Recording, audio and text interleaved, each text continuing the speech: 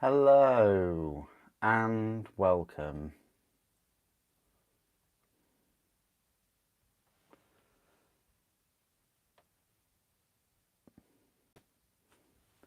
How you all doing? Thanks for tuning in.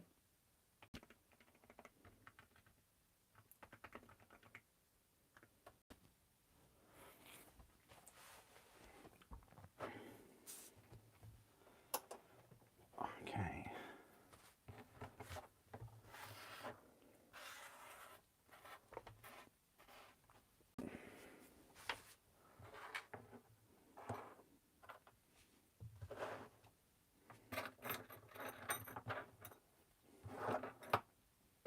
Morning Maxim, how you doing?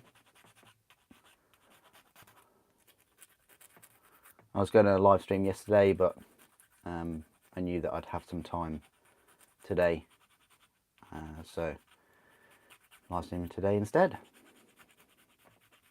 Hope you're all doing well.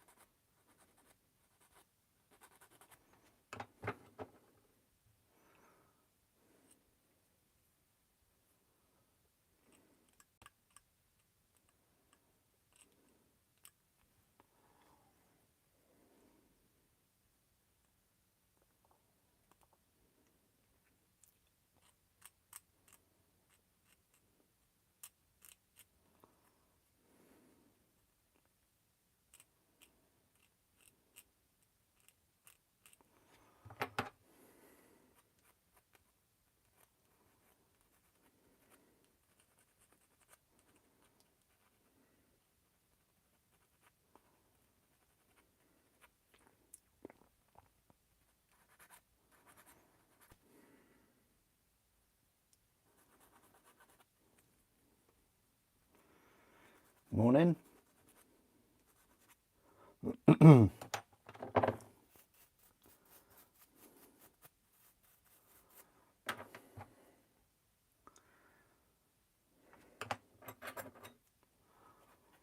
Yes, Kriegsman, how are you? Long time no speak. I'm doing it today instead of yesterday.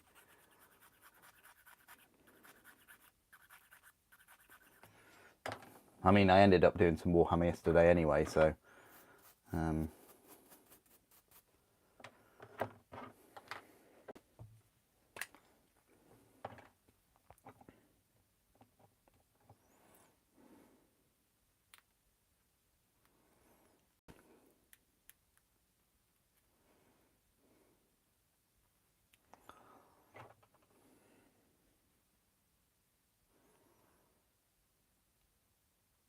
please do put in the comments what you're currently working on.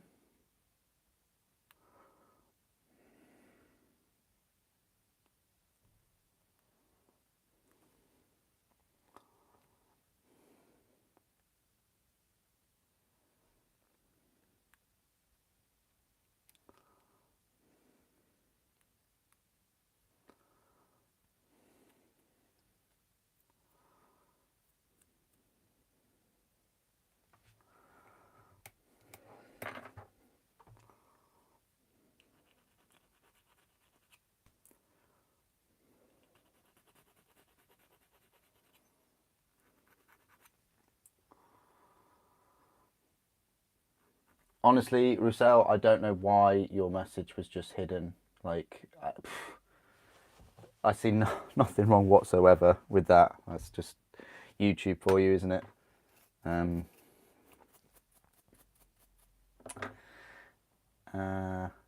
This is really annoying. There's like a love heart in the bottom right of the chat, and it blocks like the most recent message a little bit.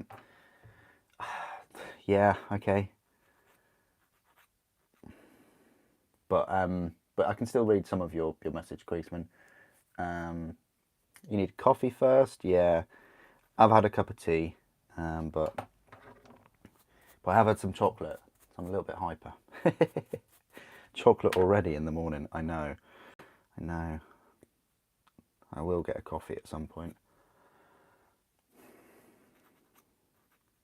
Probably about 11 o'clock.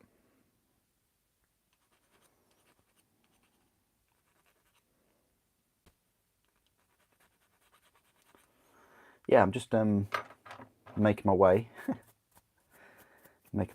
up my mountain of possibilities.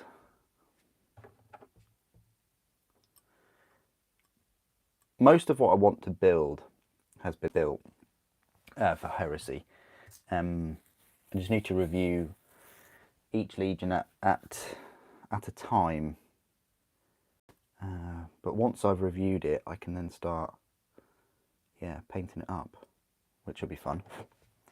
And me live streaming like on a Sunday morning is unheard of, really. So that is kind of a good sign of things to come, kind of.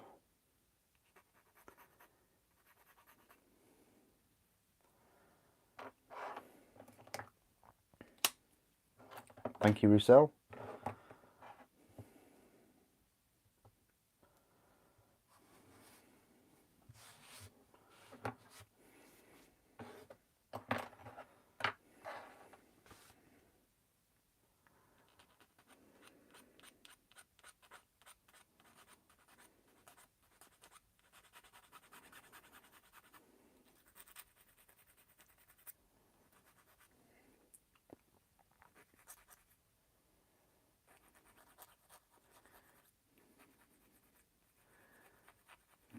Thanks, Dinorenzo. This will be very chill stream today. More chilled than the Saturday nights as well, I think, because I'm going to stream for as long as I can today. So you've got my company while you build, while you paint.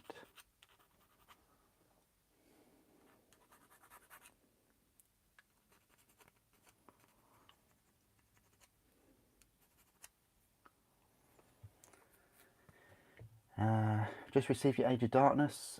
Joining you in the Sunday morning assembly. Nice one, Martin. Nice one. Hope you enjoy it. If you've got any questions about the Age of Darkness set,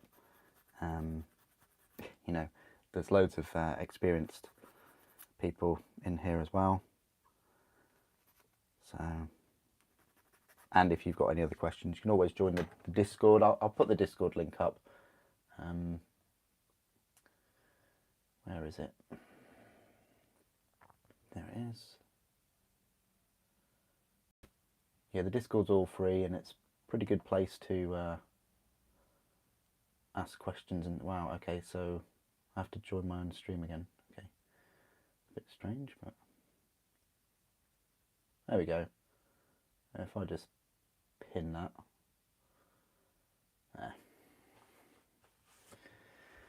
There. You hate number 50 all the way to 60 of Imperium. Oh, have you received yours, have you, Roussel?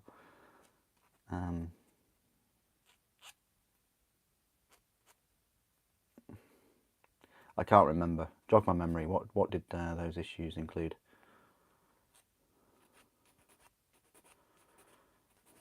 I know there was a set of like 4, or maybe there was a second set of 4 that I really detested.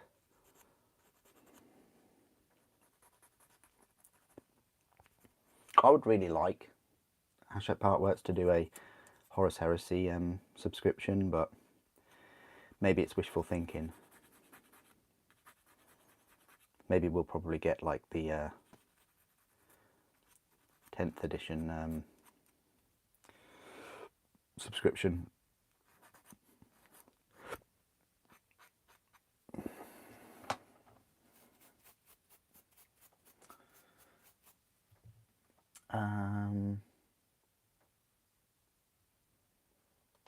It is time, David. It's time. It's time for you to build your plastic Scorpius.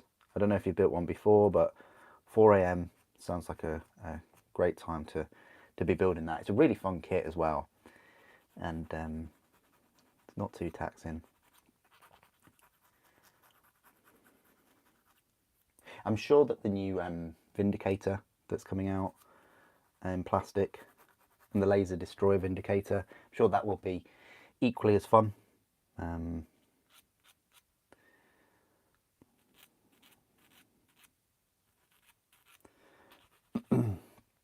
mean, I'm trying to avoid anything to do with the prices at the moment, like just talking about them, because yeah, it's an unspoken thing, isn't it? The prices at the moment are they're just crazy. They really are. So it goes without saying, really. And we're not just talking about Warhammer. We're about everything, prices in general. It's tough. It really is tough.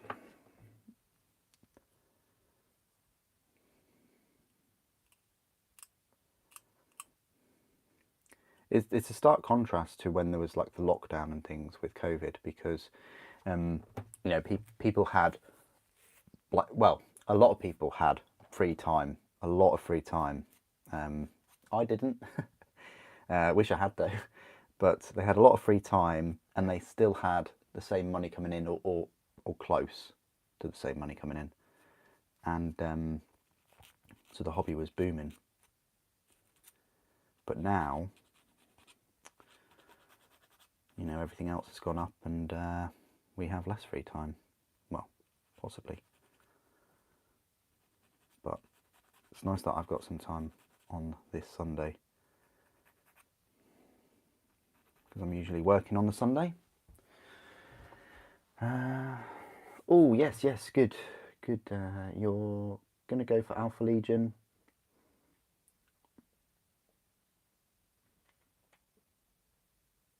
Hello.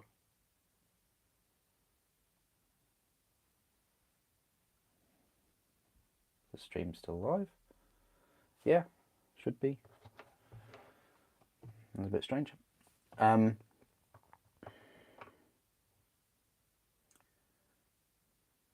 Oh, no. Yeah, the stream's still live.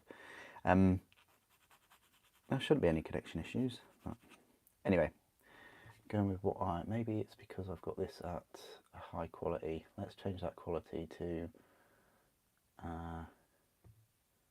data saver. Oh, data saver. No, we don't want that. We want potato quality. There we go.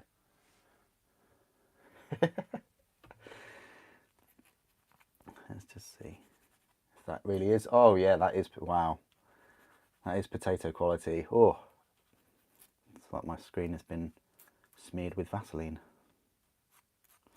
Anyway, going back to what you were saying, I am excited about Warhammer Old World. Yeah, thank you, Emmett, for the question. How about you?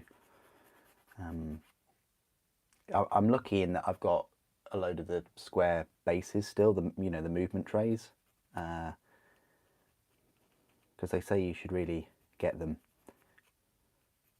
to play. Surely they'll be compatible, won't they?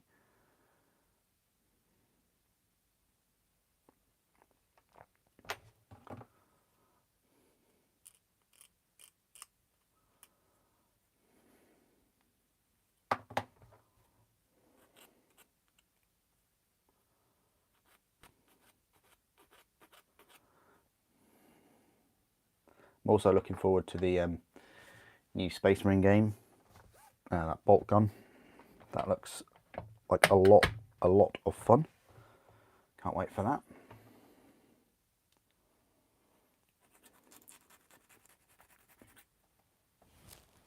I'll be live streaming that, definitely.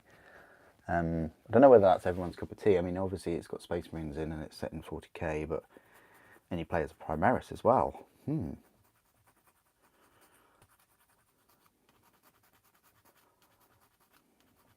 Maybe first-person shooters are a lot of people's cup of tea to watch. I don't know. I'd rather play them than watch them, though. Oh, nice one. Nice, David. Nice one. Oh, yeah, no worries, Kriegsman. Yeah, I have been a bit ill for the past 2 weeks. I'm still not 100%. I don't think it's strange that we view our health as percent, like a battery. I'm not fully charged, you know, I've run out of power, all these kind of terms. But yeah, not 100% yet. Oh, you just had the pizza wheel of doom. Oh, thanks, Kriegsman, thank you. Just for checking. How many typhons would you need in your army? Well, I got the resin one to show everyone the resin one. And I think I reviewed it, what, 7 years ago? The resin one. I got it when they refreshed the Spartan mold, so that you had the tracks on each of the side, like as one piece, because they never used to do that for the Resin Spartan, and then they upgraded the mold, had the tracks as one piece, and they did that for the Spartan first, then it filtered through to the Typhon and the Cerberus, and so that's when I jumped on board and got both of them. There's a plastic Typhon there. I will get another Typhon eventually for Death Guard though, but we're talking once the Legions are finished, so that could be like in a year or two, maybe. I'm not in any massive rush, but those two are for Dark Angels. Yeah.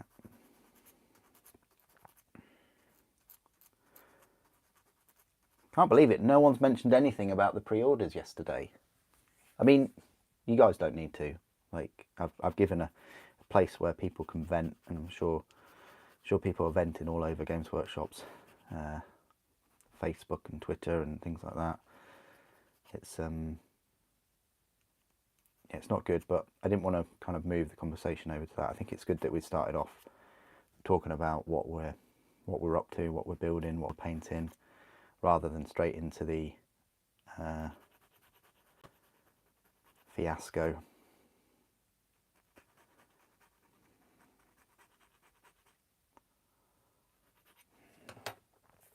God, so many questions today. Thank you, guys. Thank you. You're really excited. The scale being the same. Good. Yes, they do, don't they, Emmett? Yeah. Yeah, I can't wait. I never really got into old Warhammer. I did have a Chaos Slaves to Darkness army, and that's it. And my friend collected High Elves or Dark Elves. I think it was Dark Elves. But yeah, they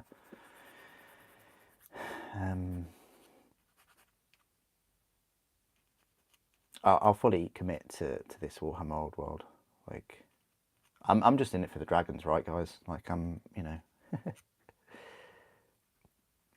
hope they bring out some nice beasts. It would be nice just to get a Warhammer Old World army that's like just 5 or 6 things, and have like one little army, and then just play with that on movement trays. I think that would just be so cool.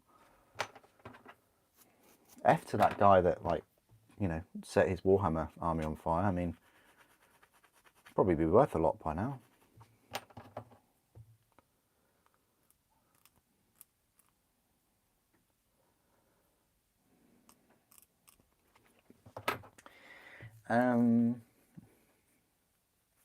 How brittle is the Forge World resin? It's not brittle at all. It's hard. yeah, it's one of the hardest resins, definitely, that I've experienced. But it's not too hard that you can't like heat it and bend it. I suppose, no, it's not really brittle. I mean, you get flash, even the flash between like the weapons and things isn't that soft. No. What's the rest part of your information? Resin for 3D printers. Yeah, it's totally different. It's a different kettle of fish. Totally different. Yeah, good point. Yeah, I know. I've experienced you know, the resin off 3D prints before, and that is brittle. So much brittle that you take the rods off and things, and it snaps part of the miniature off, and it is a pain to clean off. It kind of, I don't know why it reminds me of glass, but like you can take a rod off or whatever, and it doesn't really give, and then it just snaps. Whereas this gives a bit more. So I hope that sort of answers your question a bit.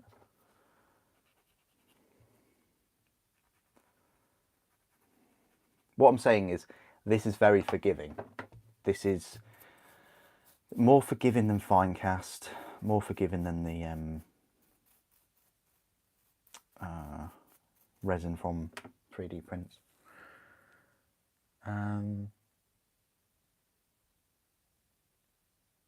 When after Stormbringer, what hashtag Partwell's next magazine will be on? Perhaps it will be Horus. I would love it to be Horus Heresy. I really would, but I think they'll play it safe, and I think they'll go for Space Marines again. There might be a gap between the subscriptions, because some countries, like I think Rousseau, you said that you've just received your 40 or 50 issue, so they might wait until all the other countries have had their issues, maybe. Yeah, okay. I won't start then. I won't start Maxim. Yeah, let's have a positive Sunday.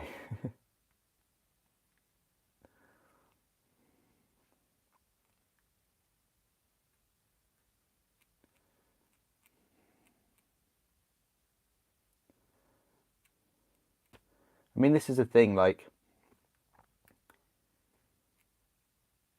well, yeah. Let's not start about that. Yeah, was looking to get a Dante model. Well, the thing is, like, I don't think they've had issues recently. The only I'm not defending them. It's just because I obviously do those videos every single week, and it's every kind of like special edition, limited edition book that they do, they always sell out silly quick, and they are limited to one per customer. And normally the site doesn't crash for those, but I can't remember the last time they had like massive site shutdowns. Was it Horus Heresy last year? Was there a queuing system for that as well? Maybe they only implement the queuing system for like new editions. So maybe Age of Sigmar 4th edition next year will be queuing system.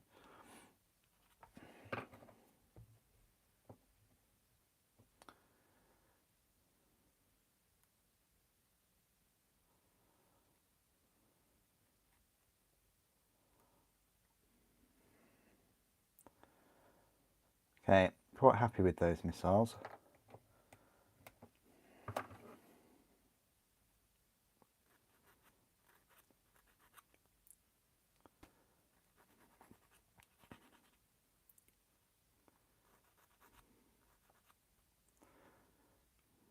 I mean, flyers though in Horus Heresy. Does anyone know of anybody that takes flyers? You know, that plastic Xiphon can't come fast enough, right? You're waiting for the new Terminators and the Lieutenant. Could you just explain the Lieutenant? I'm not familiar with these Lieutenants, Lorenzo. Are they a new thing that Games Workshop are making? Nice, Dark Elves, yeah. Yeah, oh yeah, I'll definitely be covering the videos on Old World, yeah. More than Age of Sigmar. Did they announce that Old World will be free? You know what I mean by free? All the rules will be free, and the War Scrolls, or whatever they call them. What are they going to call them?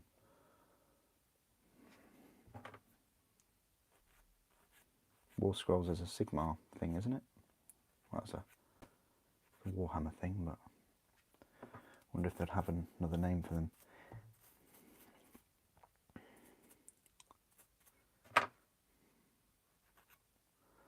I hope Age of Sigmar just doesn't get left behind, though, at the same time. Because there's been some really decent models coming out for Age of Sigmar. And I think there would continue to be decent models coming out if Games Workshop shift wasn't back towards Horus Heresy again.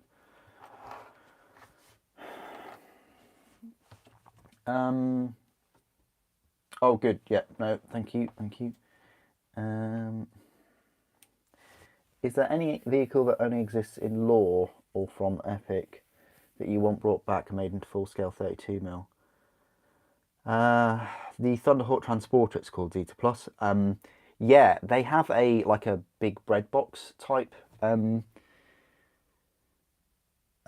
vehicle. The Imperium, what you can call it? I've forgotten what it's called, but it's this big thing with like a big cannon at the front. That would be awesome. Kind of impractical in the game. Think of like a Mastodon, but for Imperial Guard, and it being really tall. I could Google it in like 10 seconds and find out for you, but yeah. You need a new HD webcam. You burnt it out with the hobby light? What? How did you manage to do that? Were you aiming the camera at the light, Kriegsman? Sorry to hear that, brother.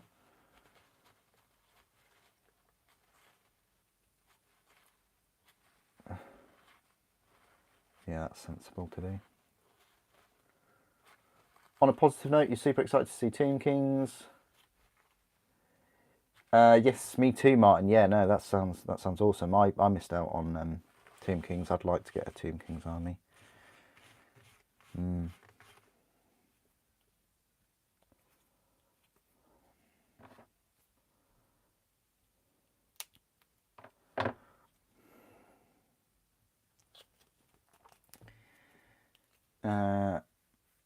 They have talked about the bases. Okay, thanks, Maxim.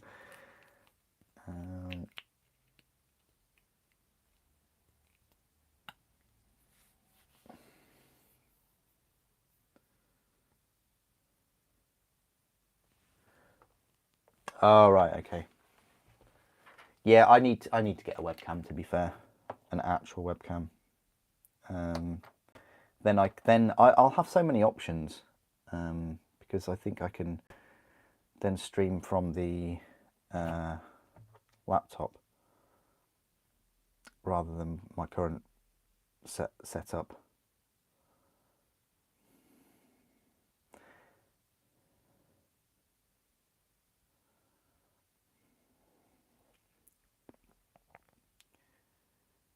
It's just the room. Like, I haven't got much room to the right of me to put a laptop to then stream. I mean, the laptop can really go anywhere, and then just run the camera. That's something I'm thinking about doing. I'm also thinking about moving this desk round back to where it was, because there's so much more natural light that way, and just changing the lighting a bit. I mean, this desk lamp is one of the best things I've picked up. And the chair is so much better than what I had before, so I'm happy that everything's falling into place. Chaos Dwarfs? Yeah, that would be cool. You know what, I'm really looking forward to the monsters, whatever kind of monsters and things they bring back. Now, this might be more sensible to paint these missiles before you put them on, but you know what I'm like. Glue first, ask questions later.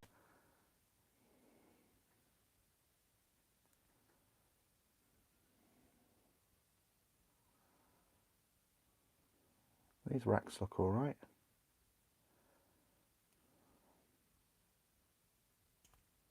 He says.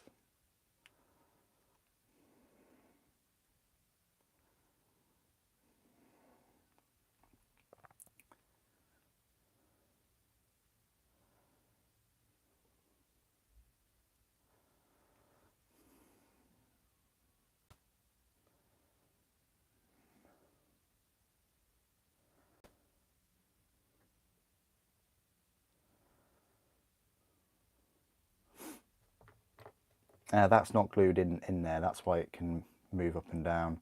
I will glue it into place though today.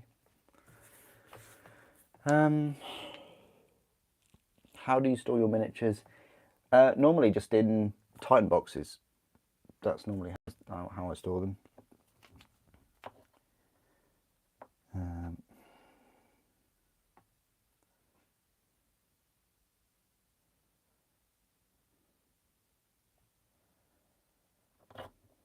For transport though, I do have some cases, like some proper carry cases, but I rarely transport them around.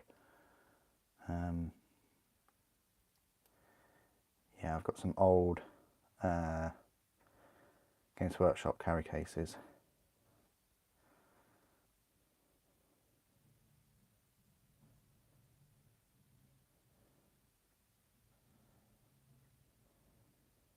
That doesn't look too bad. It's just that one that's on a slight wonk.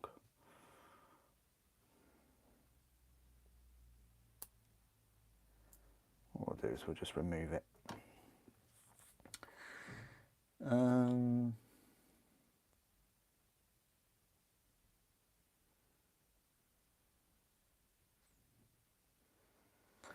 Yeah, two webcams does seem to be pretty awesome.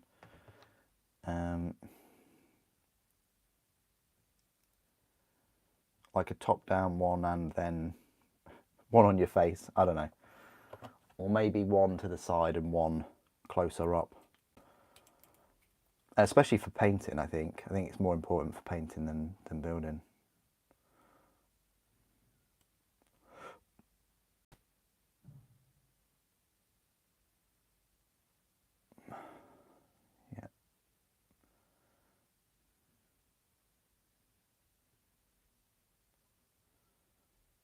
Much better. I'm happy with that.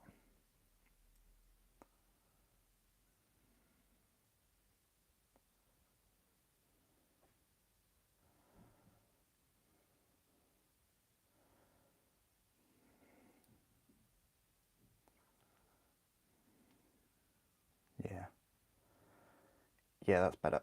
Okay, let me place that there. So this is the Contemptor that I've been working on. I worked on it yesterday and I think the other day as well. I've gone for like a very basic pose.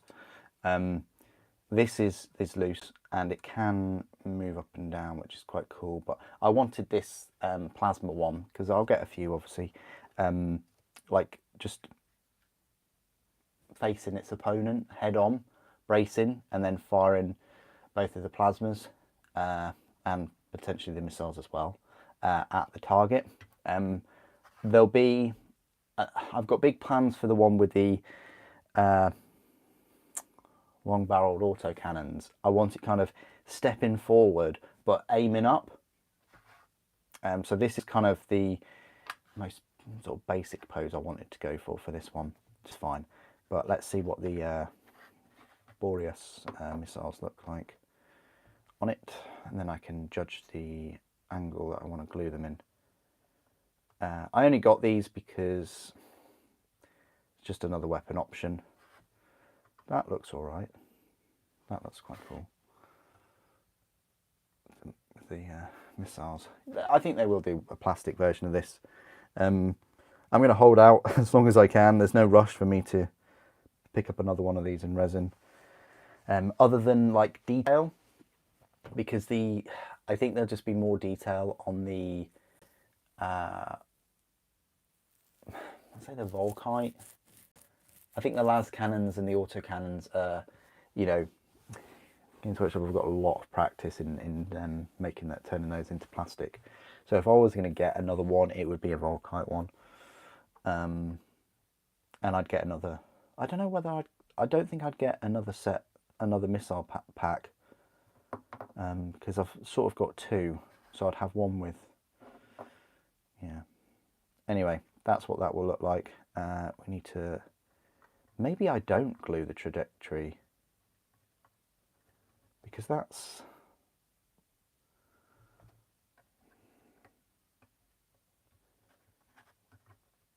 Yeah, maybe I'll just leave it as that, because it's not gonna. Yeah, I'm just gonna leave it loose. It's fine. You could, I mean, you could magnetize that, you know, the connection point, the plug in the socket. That you can do that if you really want to, but it passes the gravity test. So, you know, unless you're living on a big planet, then that's not going to fall out anytime soon. Anyway, that's that built, which is quite cool. Maybe you could even, if I had like a, hang on a minute. No. If I had like a top hatch or something on one of the other vehicles, you could mount that.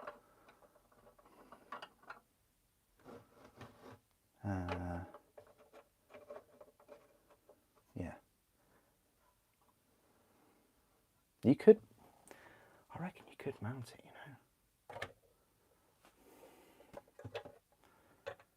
know. Just mount it behind him for now.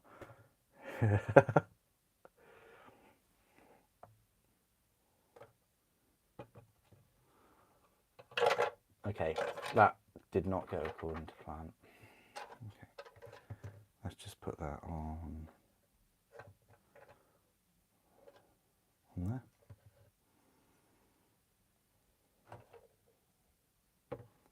That would do. Okay, right, so the next miniature that I was working on is Dark Angels Contemptor. This is the last Dark Angels miniature for me to build for Horus Heresy, of course. So yeah, let's crack on with this. I haven't got any weapons, so I might have to rummage around and find some plastic weapons at some point.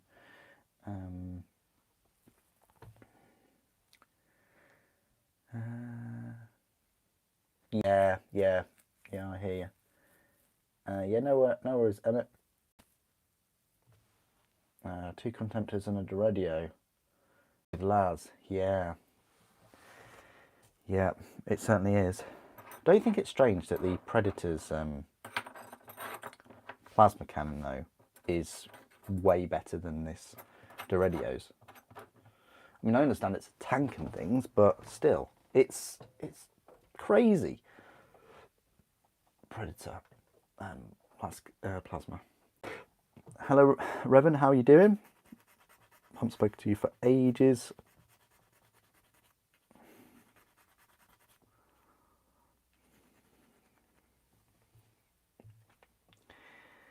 Do I ever 3D print anything? Not for Warhammer, no.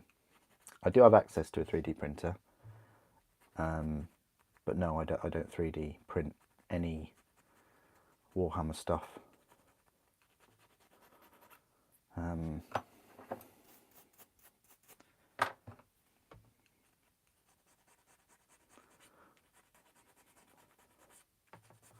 Would I ever? I don't know.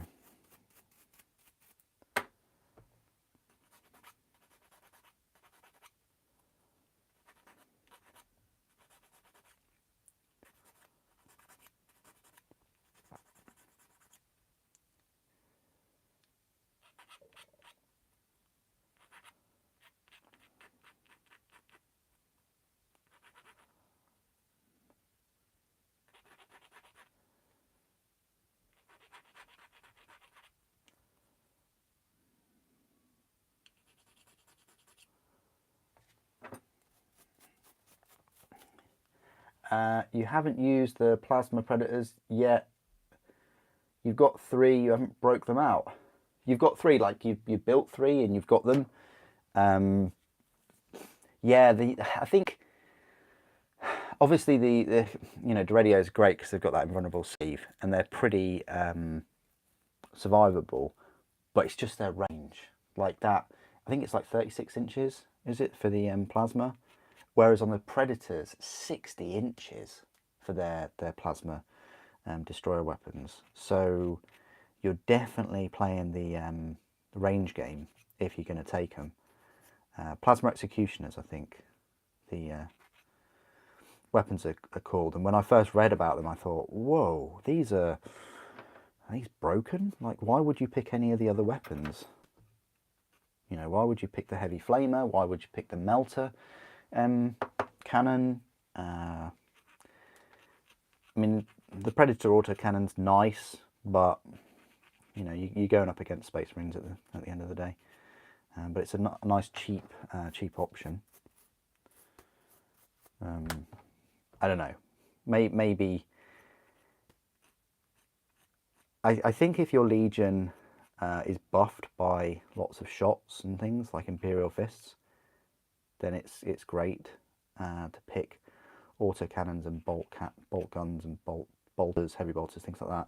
But if they're not, you know, and also there's a theme as well. If you like, my Dark Angels theme is all about plasma. You know, I've technically got 20 Interemptors now, and I've got plasmas on a lot of my vehicles.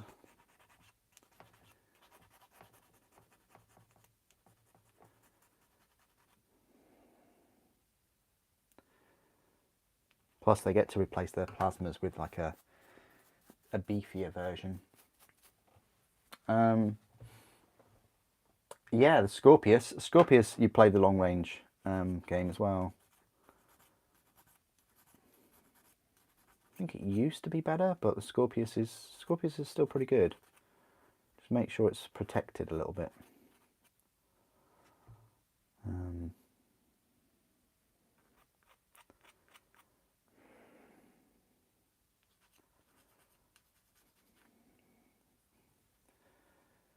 I mean, I would recommend the Arcus, but I think the Arcus is a bit shorter range. But at least it gives you the option of anti-air. Whereas I don't think the Scorpius does. That would have been great, though, to equip this Scorpius with some anti-air missiles. I mean, you can still use a Whirlwind in Horus Heresy. It's just they're not in the book, are they? They're in the expanded rules section or something. How about Conversion Beam? Conversion Beams are nice, but I think they're only one shot, aren't they? Yeah, they're strength 10, and they're very scenario specific, Revan. So, like, if you've got something 24 inches away and you really want to cause it damage, the Conversion Beamer isn't really going to do the job. You're kind of limiting yourself to long range with the Conversion Beamer. So, you know, in an opponent, if the opponent moves in 2 turns, they're going to be within a more safer range. Whereas against the las cannon or a plasma even, there's still going to be that danger as your opponent closes in.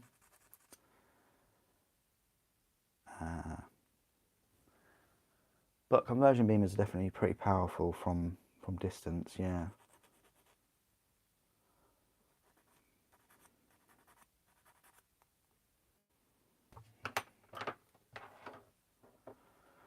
Do you have suggestions for the best Primarch jeweler stat-wise, or other than Horus? Building the Sons of Horus army as a primary army, but wanted a second army with a beat stick. Primarch was thinking Dark Angels. Yeah, Dark Angels is good. The Lion is a very, very decent close combat monster. He's got his invulnerable saves. He's got his, as all Primarchs really, he's got a decent number of attacks. He's very survivable. His sword is fantastic. As a second Primarch, probably go with Sigismund. No, I can't say that. Valdor? No, I can't say that. I mean Angron, but Angron's mini, I would wait to get the new Angron mini if they're going to do it. I think they will.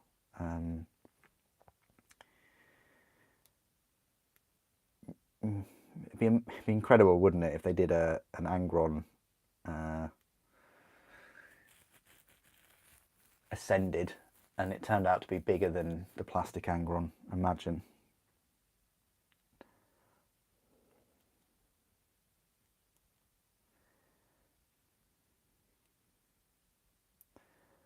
This is why I think Angron in Horus Heresy is bigger than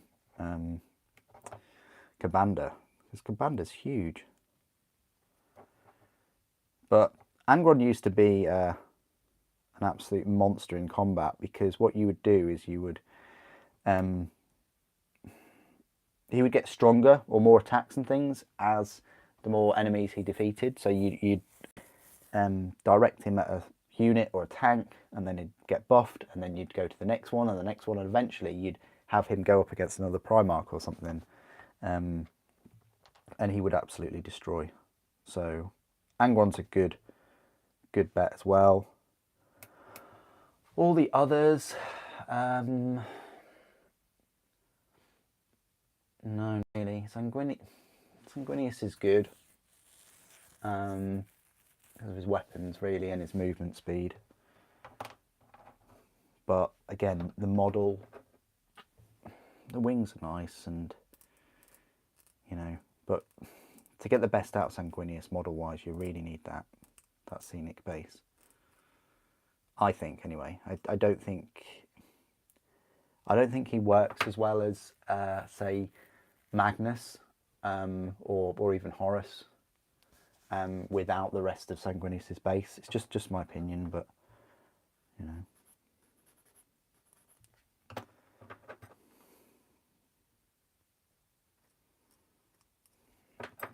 hope that helps anyway. Revan, thank you for your question. Do you think Forge World will bring back Imperial Armory? For 10th edition, yeah, I do. But here's the kicker. I think, and I hope, it will all be free. I hope we don't have to spend the... How much were the books? Like £15 or so, or £12? They weren't that expensive, I remember, when they came out in 9th. But the Imperial Armour book was like 40. Thanks to Kriegsman for picking that up for me. Appreciate that. Yeah, just... I think they will bring it out, so you'll get your 10th edition rules for all of your Forge World minis and things. But I think, and I hope, it will be free. Why would they charge you for it if they're not charging you for the 10th edition 40k data sheets? I mean, they must be really busy, because they're having to, at the moment, they're having to write data sheets for hundreds and hundreds of minis of units across the whole of the 40k range. And they said they're going to drop them all on release, which is only, a couple of months away.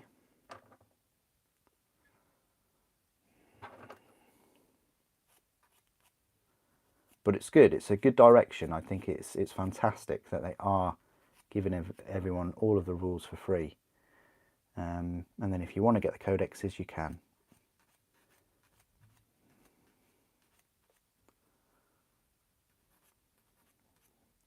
I'm sure some people will still get codexes for their favourite armies and things.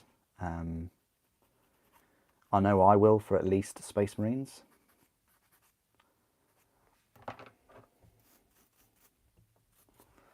Whether they'll do specific books for chapters, I don't know. Like whether they'll bring out an Imperial Fist one or a Dark Angels one, I don't know. I think there'll probably be free supplements. That would be cool if they were free supplements.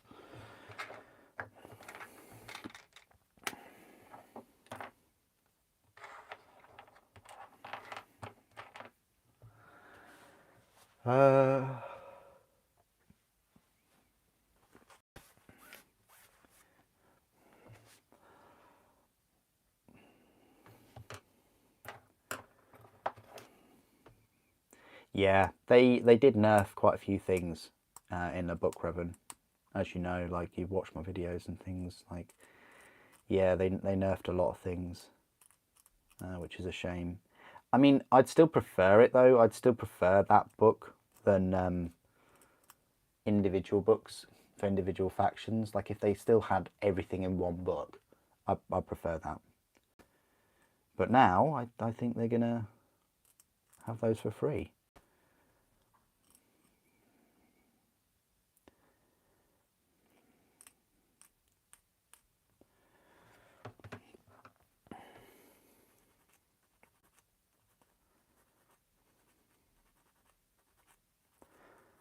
But each to their own. I much prefer a physical book, hardback book that I can flick through rules and things and, you know, have it open on a page and just read them, as opposed to continually looking at my phone or my iPad or whatever, you know, trying to reduce my overall screen time in life.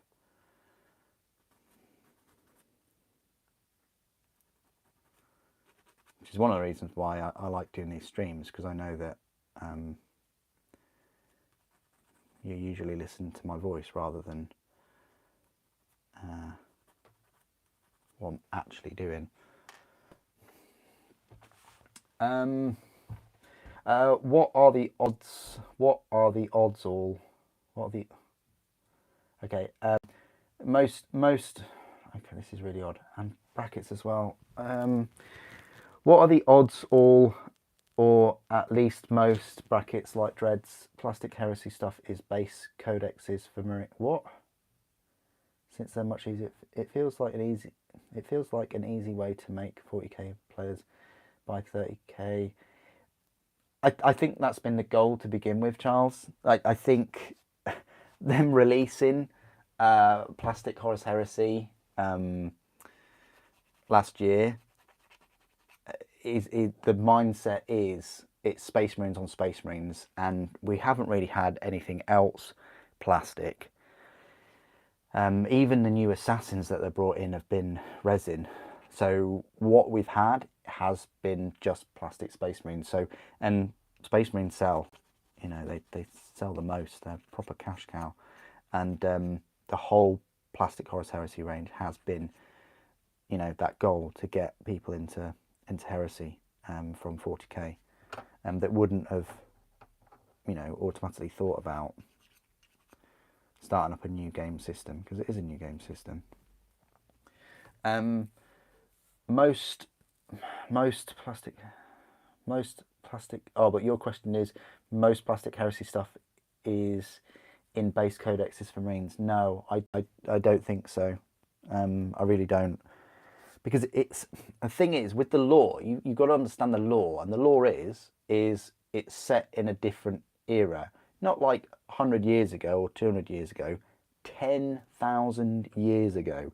So that's perfectly acceptable that there will be things around, like the Emperor for one, that weren't around, you know, that aren't around in 40k.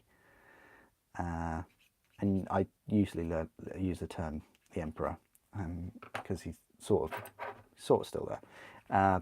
But you see what I mean? Like, nah, I don't think they're gonna just say, right, all of the Plastic Heresy stuff is now available in 40k, because think about all those poor Primarch Space Marines that won't be able to go into the Land Raiders. You got to look out for those chaps.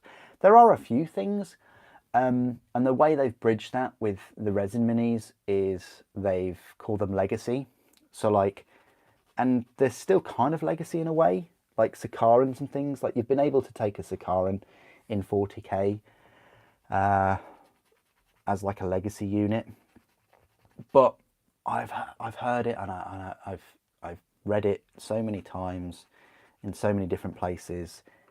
It's always been pay to win. People have got this idea that it's pay to win. Like if you can afford like a £80 Deredio or whatever, and then you use it in a game of 40k and it absolutely annihilates things. I mean, there's balance issues as well as lore issues. You know, like if you could have used back in the day before the Imperial Armour, if you could have used the Typhon in a game of 40k where it fires 48-inch range, it ignores cover and it ignores cover saves, and it's AP 3 and it's strength 10, that you could have one of those and it not count as Lord of War, just be a heavy support choice, and it would just annihilate things off the board. It could be expensive points wise, but again, it's almost a bit like pay to win. But at the same time, it's almost like, well, you've got 40k rules for Titans and for Thunderhawks, so yeah, I'd probably say it's more of a lore thing. You know, some things just don't exist anymore that they did back in the day. As cool as it would be to use anything in the Horus Heresy in 40k, yeah.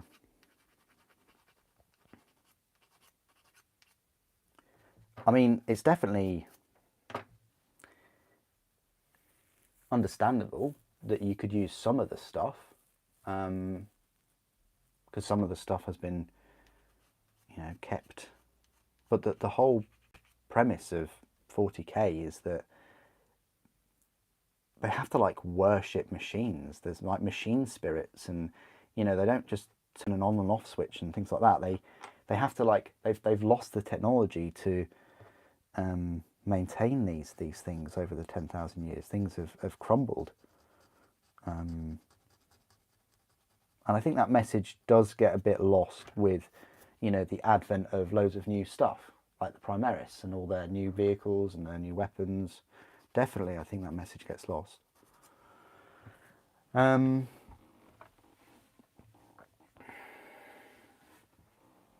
Oh yeah, Soren, yeah, they did, yeah.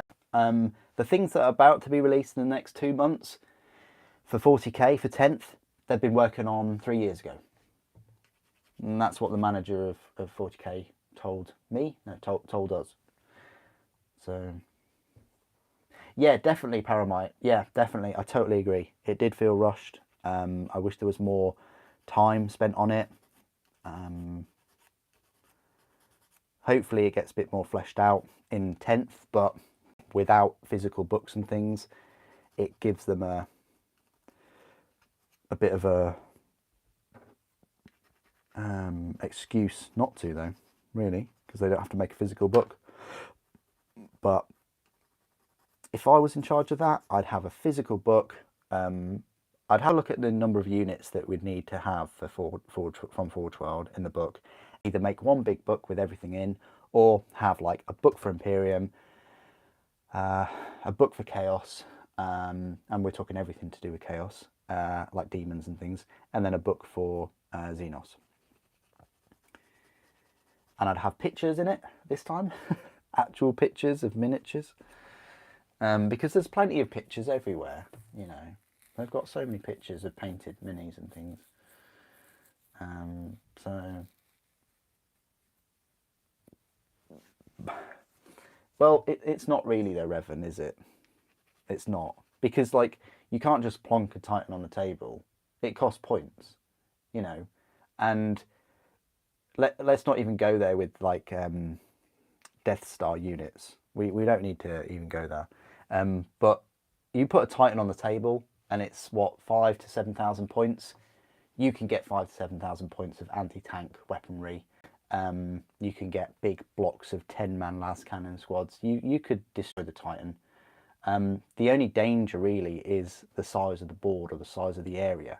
Because if you bring a Titan and you have the Titan at 200 inches or whatever, and then that person decides not to move it forward or just leave it there, then yeah, that's a bit, it's just no fun for anyone, really. And that's the whole point of the games, is to have fun, definitely.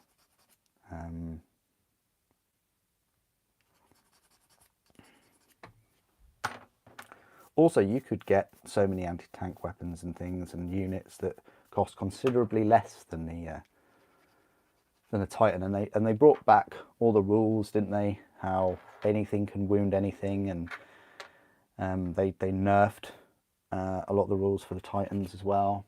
So this is the problem. Like, with Games Workshop and Forge World and things, you see they're a model making company first and foremost, but then they've always had to have these rules attached to all their models. And it's extremely rare that they ever bring out a model that doesn't have some kind of rules.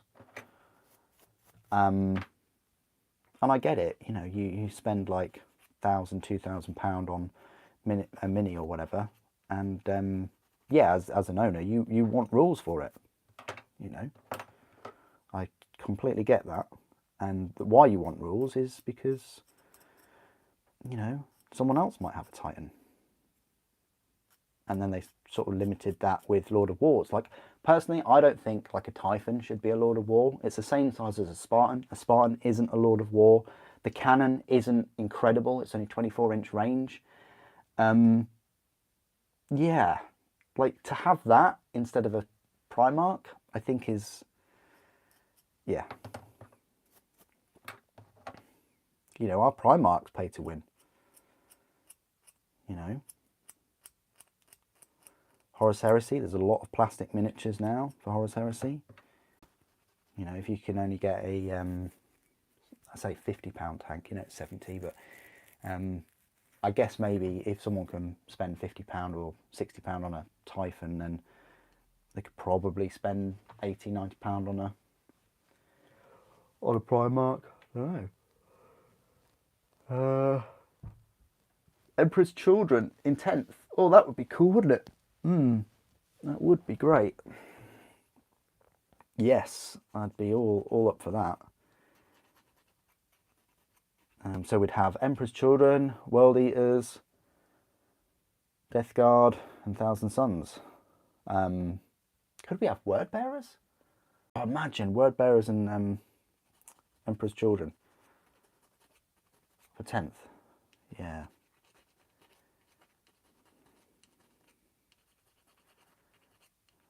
Ascended Lorgar. He's just Primaris sized. I don't know.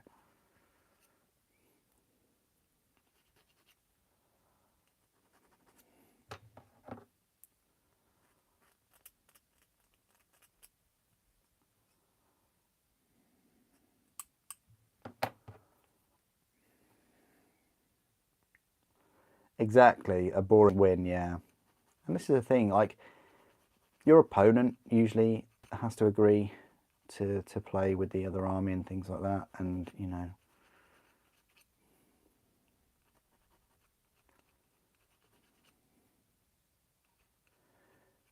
I only think Titans should really be used in big apocalyptic games anyway.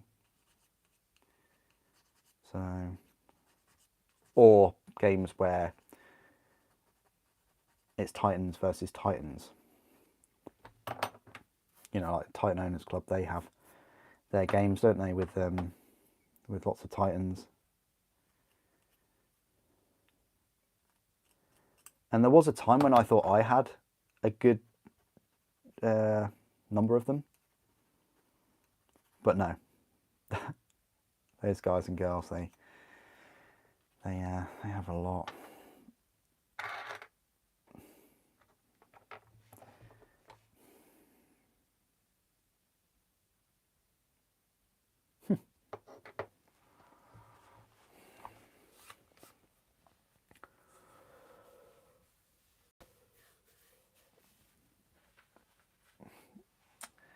Do you think custodes are broken in 2.0? I don't know. I don't know about that.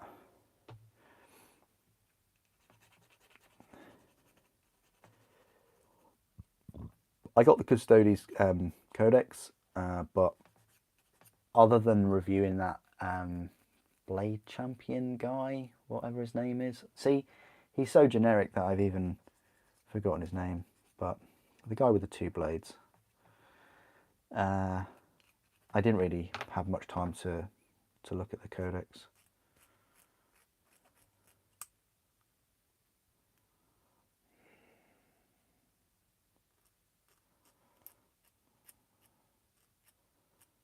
Will we get anything new for Horus Heresy for them, like anything plastic? I don't know.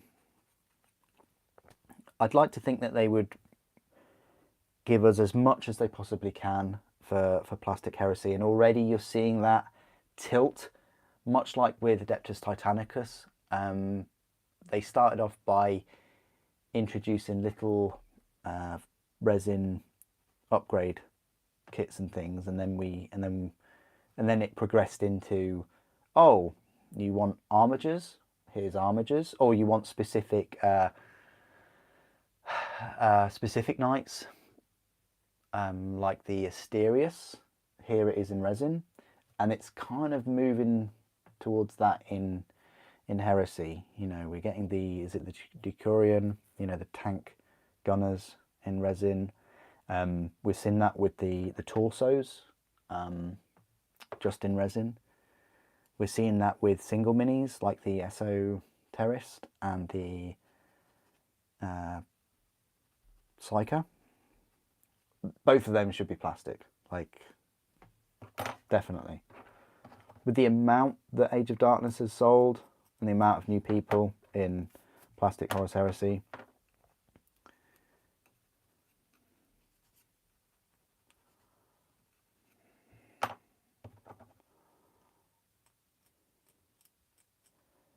surely there's more people in Horus Heresy or Space Marine, you know, collecting Space Marines and things, than there are for some of the Age of Sigmar armies.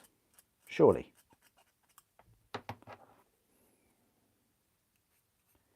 You know, and making it non-Legion specific as well. Anyone can pick up Psyker, or what do you guys think of the Psyker anyway? While we're on the topic.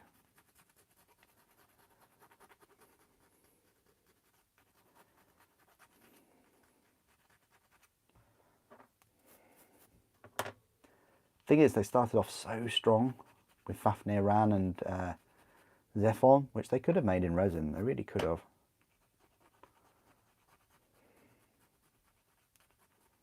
And they're key characters. You know, they are key characters in that Siege of Terror.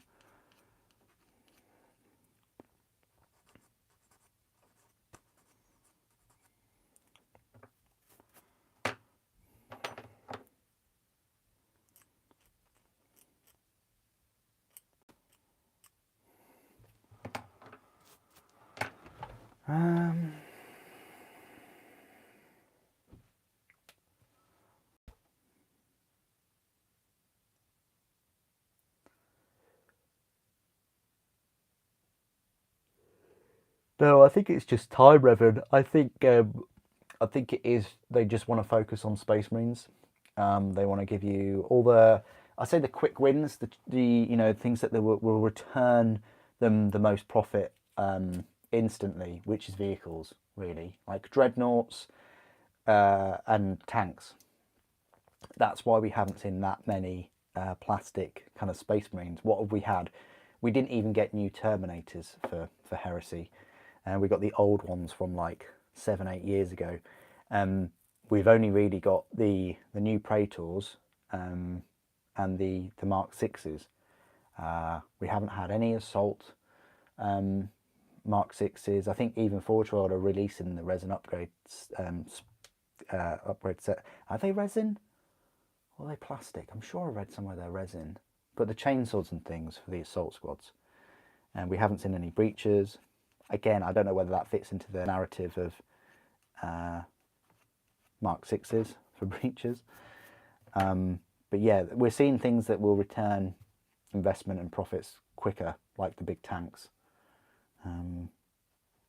Tanks that are using the same sprues, like the Typhon and the Cerberus. They both use all of the same sprues as the Spartan, and to some extent the Land Raider Explorator, but with like an extra sprue for the weapon.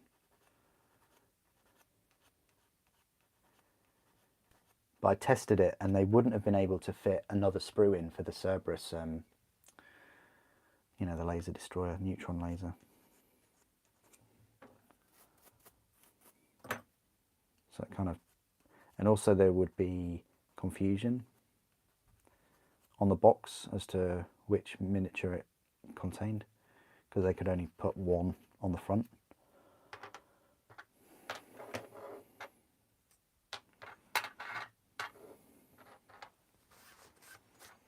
I'm going to grab a few, well, I'm going to grab a coffee in a bit. I'll just do these 2 feet, grab a coffee, I'll be back. You'll witness my no expenses spared sign in a moment.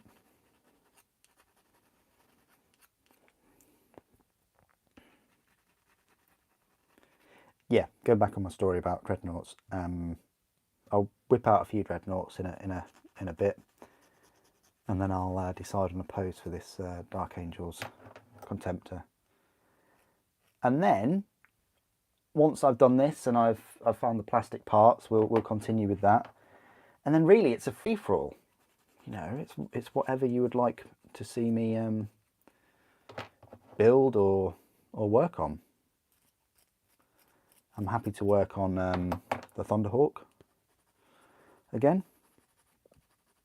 I'll probably take this off the desk though and put the Resin Thunderhawk on here, so because I have not been working on that separately. And I definitely feel in the mood to be working with resin right now. After building that Typhon, you know, the big plastic Heresy tanks, they are a big project. Oh, 30k, sorry Paul. I don't know. I should have, it's my fault as well, I should guess when you said 2.0. Yeah, Horus Heresy 2.0.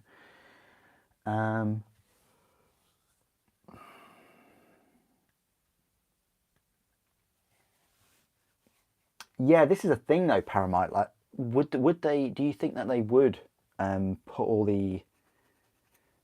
their resources in creating Space Marines, in, you know, more plastic Space Marines in things other than Mark 6? They've seemed to be very focused on the Mark 6, even in resin.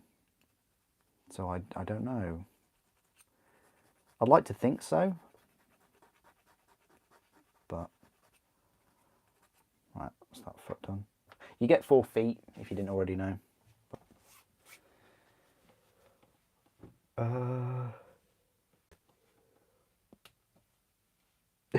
35 Titans? No way. Wow, that's incredible. That's amazing. I would rather have a car. Yeah, at that point, yeah, I'd rather have a car, or I would rather buy a Bitcoin. No, I'd rather buy some shares, or I'd rather invest in a property with someone. Yeah, no, I ain't buying 35 Titans. No way. It's just, yeah. Ah, yes. I'll arrange a game with you this weekend. How many points are we playing? Yes. Oh, so I hear you have a Titan Legion. Okay.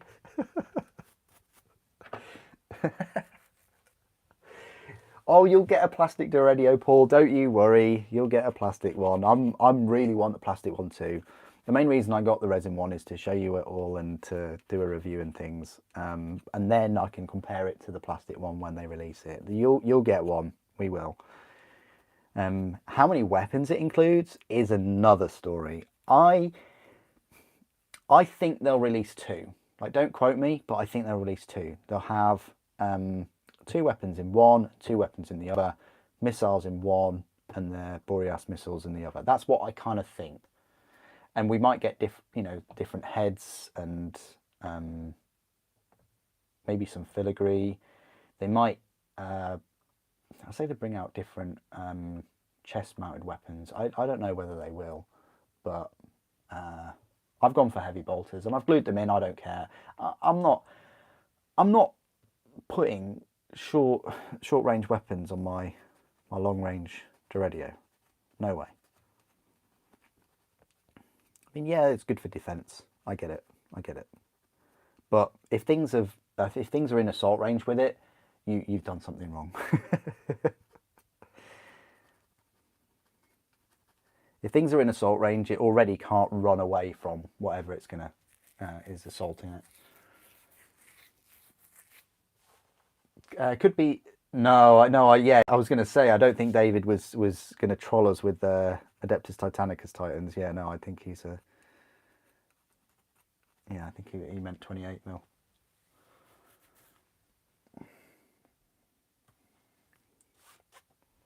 Nice one. Good morning, Dizzle. How are you doing? Good to see you on a Sunday.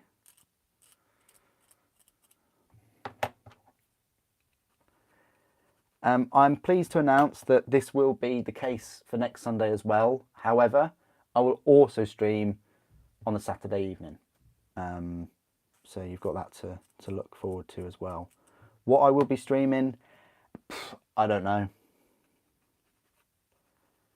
I know everybody would love to watch me build the lion. I know that. But that might not happen. So if anybody has a second request for any of the new things coming out, I kind of want to build the Sakaran Venator really, or Vashtor, like Cerberus. We did the Typhon live stream for a couple of live streams. It's going to be the same as a Spartan, same as a Typhon, and in the unboxing I'll show you the new sprue for the neutron beam laser weapon. So it's going to be very, very similar. But yeah, if anybody wants to see me build Vashtor or even Dante or the Venator, and then I'll carry on, do some live stream on the Sunday afterwards as well. Venator, yeah, thank you, yeah. I have to find the resin Venator. I know it's somewhere around here.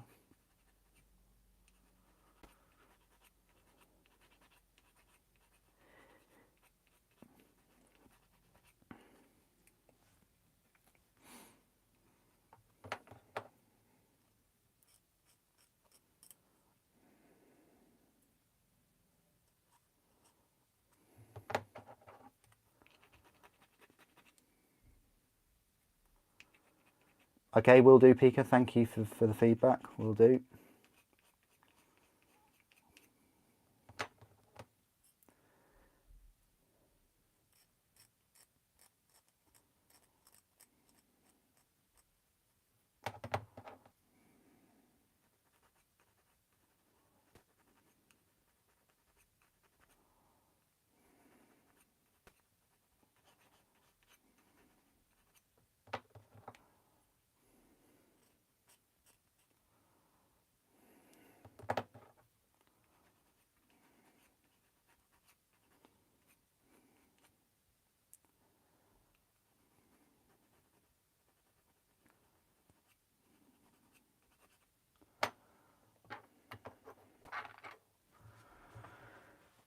Yeah, the plastic one. Yeah, it will be the plastic one. Don't worry, David. It will.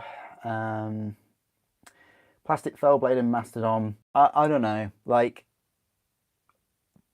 if they are gonna come, it's gonna be a year or two minimum, because they've just now decided, you've seen the article probably, they've just now decided to retool those vehicles. Then they wouldn't have decided to retool them if they had plastic ones that were going to be released soon. It's totally possible for the Fellblade completely, because they already have like the Baneblade and things. But in terms of a Mastodon, I don't know. I mean, I've been very impressed with the Spartan kit, how they've built like the size of the chassis in, I think, 4 or 6 parts. I think it's about six or maybe 8 parts, and they've kind of jigsawed it together.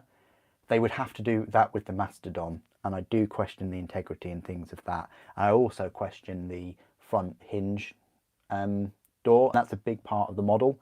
I don't know whether that's possible. But saying that, they managed to overcome the plastic sponson mechanisms, and I think that they work way better than the resin ones. I don't know about the Mastodon. The thing is also the price. The Mastodon's what, almost £400? Yeah, plastic, with the amount of sprues that it would take, even if they shrunk some of the parts down and you slotted them together, it's still going to take the same amount of mass. So it's getting that mass into the sprues and then getting that into a box. It would be the biggest box that they've ever done in plastic. Probably Stomper size, maybe even bigger. And I wonder how many sprues they would need to fulfill that. And also the price. You could easily say £200. And again, I don't know whether they're happy to breach that £150 price point. I doubt it would be 150.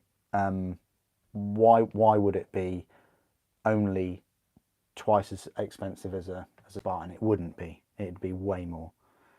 So yeah, I don't think we're gonna. Although the Mastodon has been out for a while in resin. But yeah, and another thing is it's a Lord of War, and I think more people would use Typhons and Cerberus and Primarchs than they would Mastodons. I would even go as far as to say more people would use Thunderhawks. There's more of a case of getting a plastic Thunderhawk than there is a Mastodon. You know, Mastodon carries a lot of Space Marines and Dreadnoughts, but a Thunderhawk has huge offensive capabilities and defensive properties because it's a flyer. It's a super heavy flyer. And it could be used for 40k and, you know, for Primaris in lieu of their own Overlord flyer that I hope we will see in the video game. I don't know. Maybe we won't see it in the video game.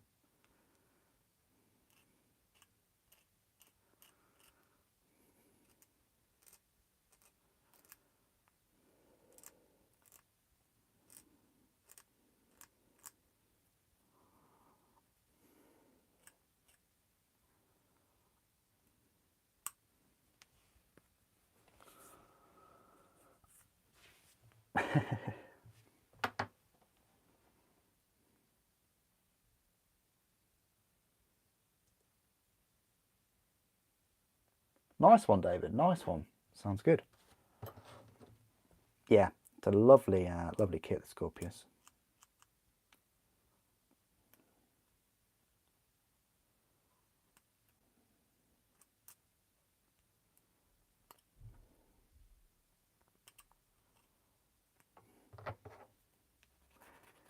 I like the tracks of the Rhino as well. You know, usually I get bored building the same kit again and again, but I've got a fair few Predators, like a fair few, that I need to be building,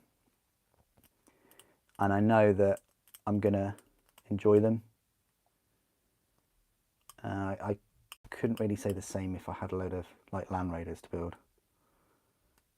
these ones at least. It's just the tracks. The tracks take the largest amount of time. If you're going to do it properly, and you're going to get all the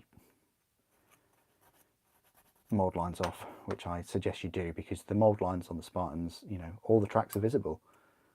So you're always going to be able to see them if you do cut corners.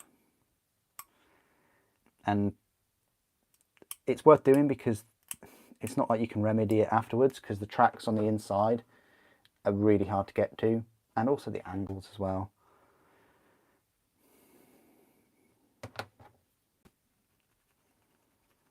Right, I'm coming up to a bit of a break.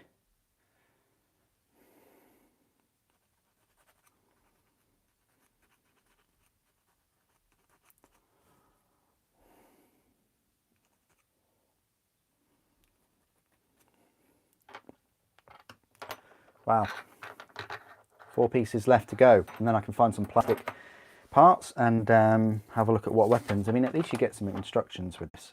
Well, I say instructions, it's very, very basic.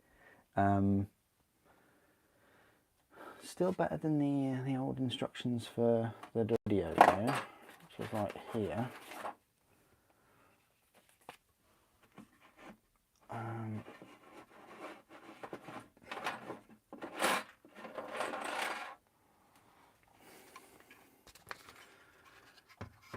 These ones, look at these. That's your instructions right there. Right.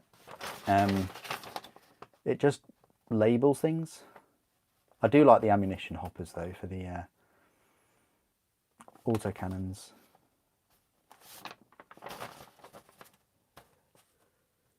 $2015.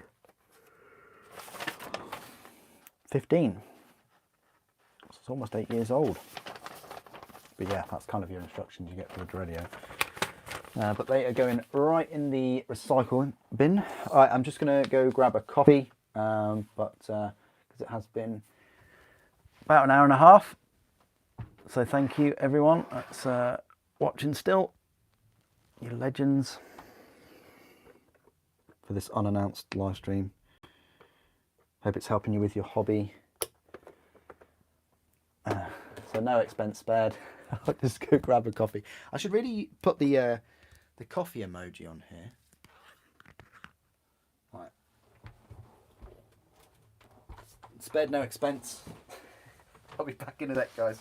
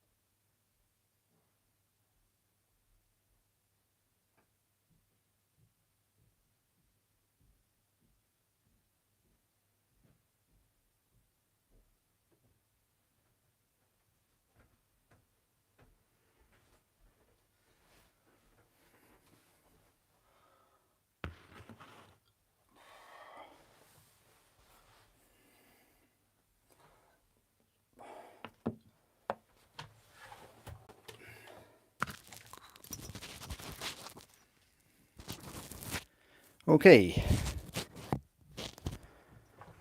I am back. Let's store this sign somewhere safe. The only thing about that sign is I do wish that the letters stayed in more securely, but anyway, that's a different matter. Right, well, we can carry on.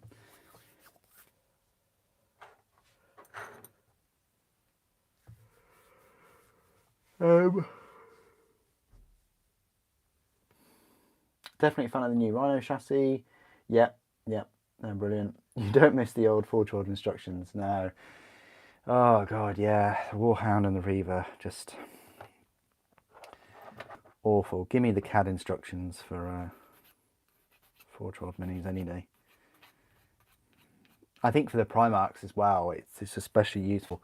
Although I will say, like Horus Ascended, you probably watched the live stream, I think that's a bit too small. I think I would have preferred it double the size. A6, is it? Maybe? But yeah, like if you compare, I don't know whether I've got like, what have I got in my top trumps of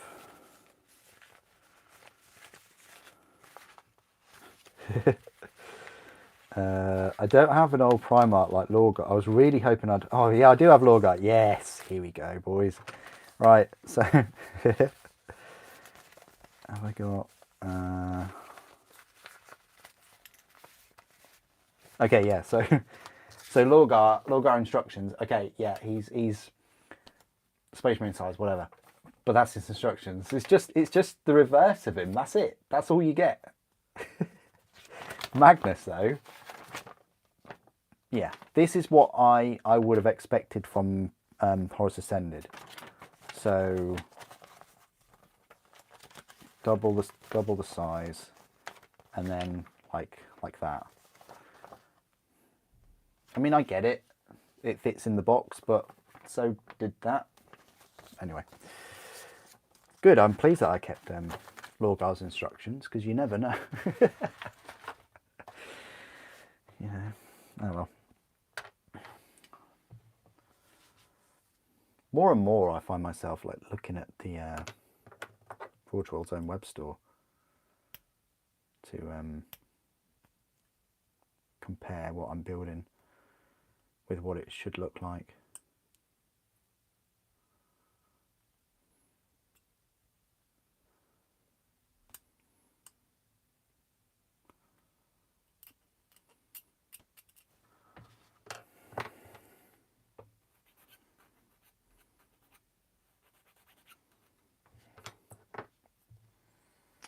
Ferrus Manus is the worst.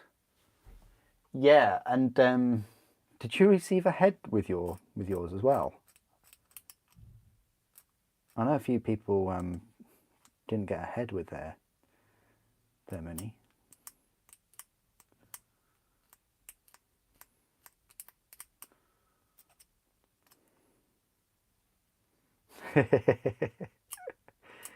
Oh well, that's a relief.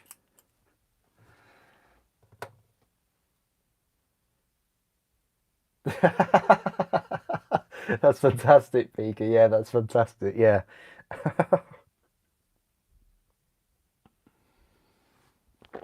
It's so helpful for Forge World to just, you know, provide a picture of the back of Lorgar.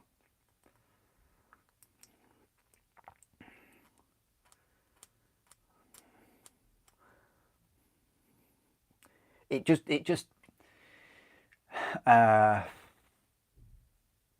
pushes the hubris of Lorgar, the fact that the model just doesn't include instructions. Like you should know them. You should know the truth. You should know how to build a Primarch by now.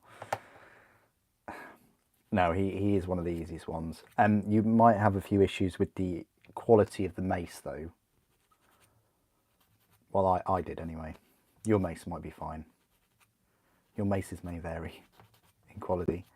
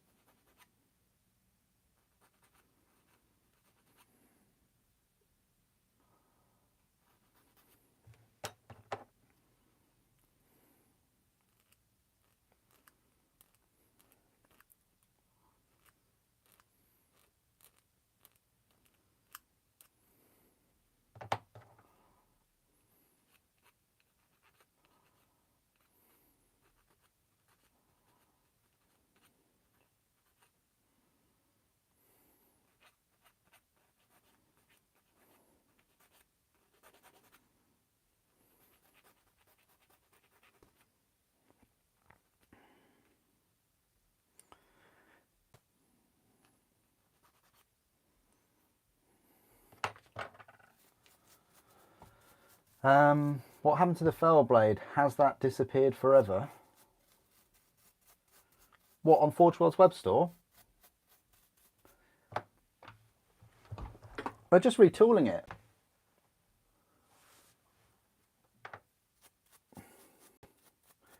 Like, they're just retooling it. They brought out an article to say that they're retooling the. Oh, I better not pick up that one. I better pick up this one. Hold up. So this bit here, the sponsons, they're retooling the resin because this is separate. And so what they're doing is, instead of including this bit, I think they're adding like 2 plugs that go out, similar to the plastic. No, this is the time when I do actually need to pick this one up, so sorry, Boreas. What they're doing is, yeah, okay. So they're retooling the sponsons so that you get this piece. And what that means is, it means that any plastic sponson weapon now can attach to the fell blade and the mastodon and things like that, which is really cool. It would be cooler to bring them out in plastic fully, but I guess you've got 10th edition to thank for that. You know, they can't do everything. You know, the resources that they're using for 10th could have been used to bring out a lot more things in plastic, and also strengthen my glue, apparently. That glue's on its way out anyway.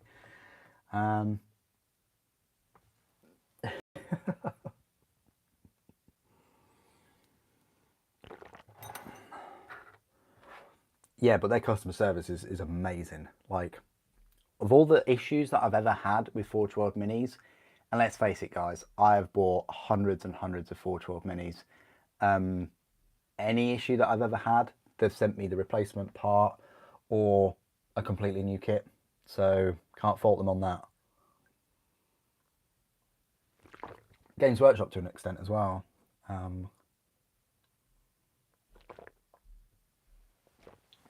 You know, yeah, these things are expensive, but you've got customer service, and I think that's often overlooked.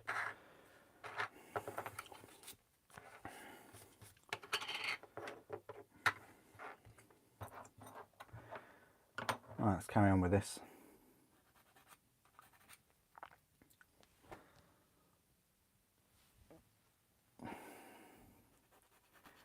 Yeah, when the mold has reached its end of life, or they just want to tweak something, they'll completely remove it off the store, and that's to avoid a backlog. Like, you order the fell blade, and you pay for it. You pay for it straight away, and then all of a sudden you get an email like a week later saying, "Oh yeah, it's not in stock," or you can have the fell blade, but it's going to be in 2 months. I think it's better customer service to remove those models off the store completely, and yeah, you can make up your own explanation as to why that is, than just allow people to order models that simply sort of don't exist in their current form. That's the best thing to do, I think.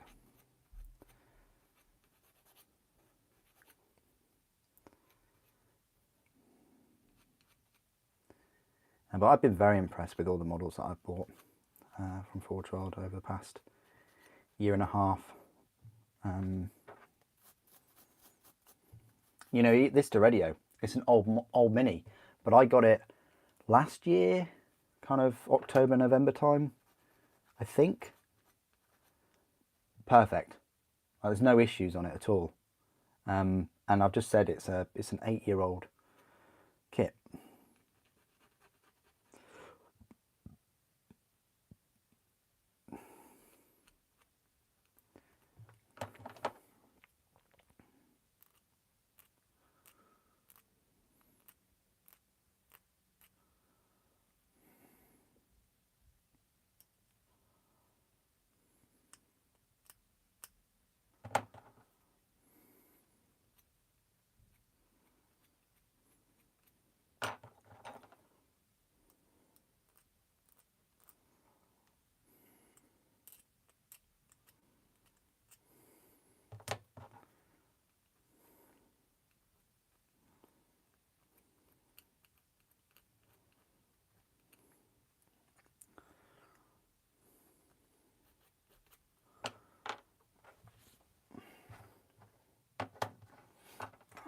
charge this thing. Oh, go on, knock that over, Nini.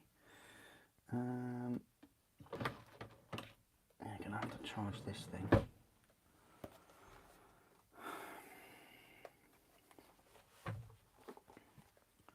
At some point soon.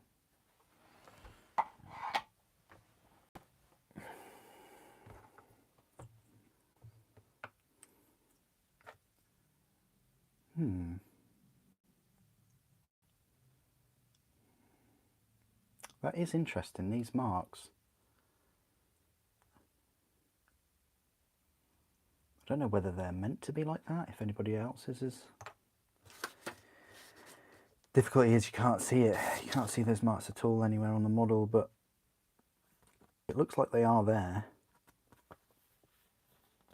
I mean, there's a little, look, there's a little piece missing. So I think that's part of it. I was ready to whip out the green stuff. Is it? Oh, sorry. I can't see it. Oh yeah, it is. Sorry, I can't see it on the camera, but I can see it on the stream. Thank you, Krigsman. Thank you. Appreciate that.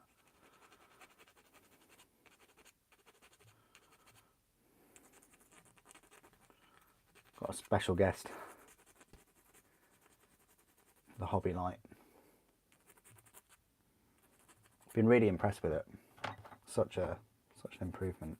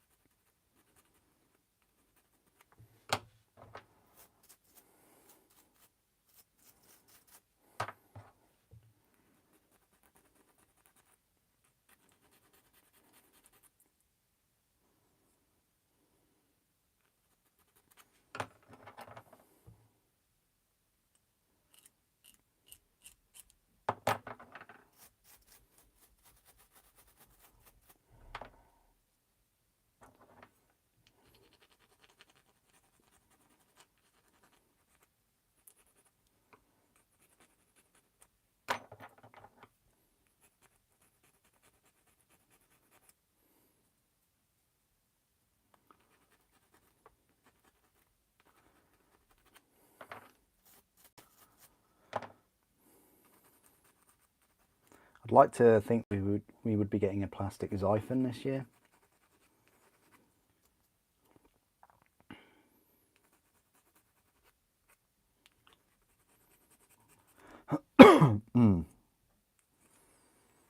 Maybe some kind of anti-air unit, but there is a difficulty in introducing brand new miniatures.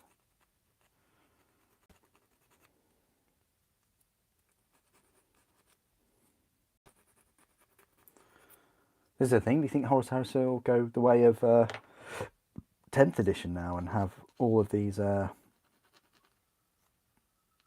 rules online? I'd hope so. Yeah, fly units. Wonder if they'll kind of batch release the these with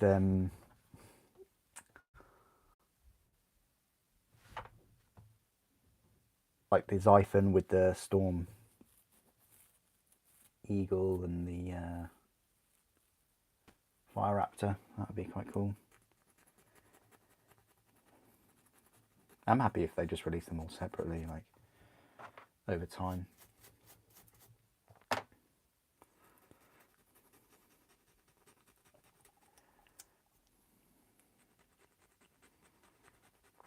Yeah, I will pick up the Librarian. I will. I don't know which Legion I'll put him in though.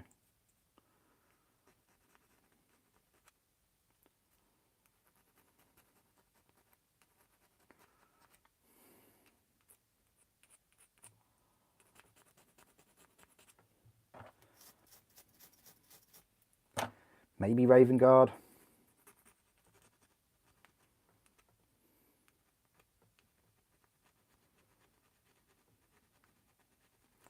Maybe Emperor's Children.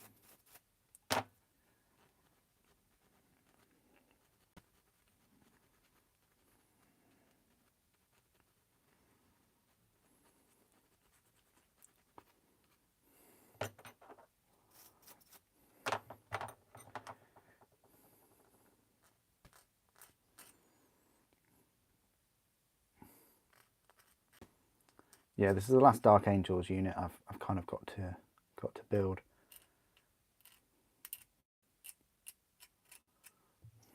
Like specific one. Then I'll be on to Word Bearers.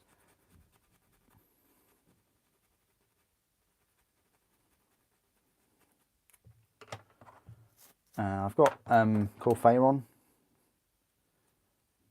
to put together, and some Ashen Circle. Are they Ashen Circle? The ones with the flamers? Yeah, they're pretty cool. I like those.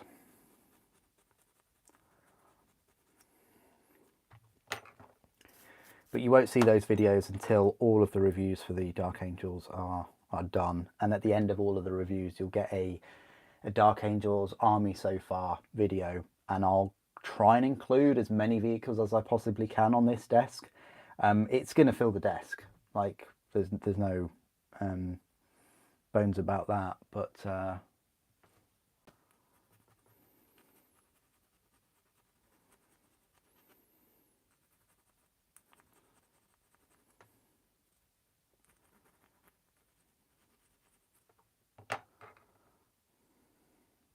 okay, cool.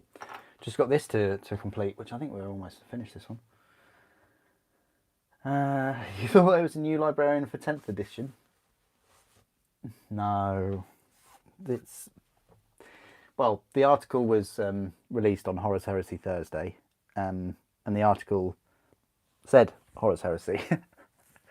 And yeah, and he's in Mark 6 and not Mark 10. There's a few cues there, Revan.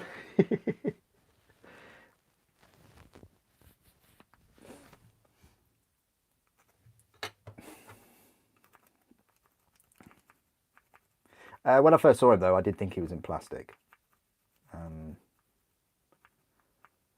because I can't really see that much detail on him, other than like near the greaves and things. There could be a bit of 3D detailing, because the greaves look like they're framed with a like a metal overlay rim, but apart from that, everything else looks like you could just make him from the plastic parts. Bit of a shame, you know, but hey, at least he hasn't got a filled in sleeve like the Esoterist. Maxim pointed out to me, thank you. I don't know, I think that could be altered, that sleeve. I think you could drill a couple of holes with the hand drill, and then you could scrape and pull out and give it more of a hollow look. It's fixable, I think. Is he for Sons of Horus though? I'd probably get him for Word Bearers, but the thing is, I've already got so many kind of...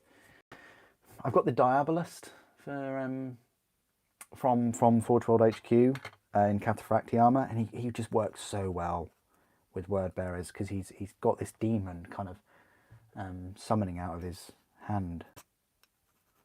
Just works so well. Do I really need another one that's one in Mark 6 and 2 is in just normal power armor? Like, I'm happy with what I've got with those.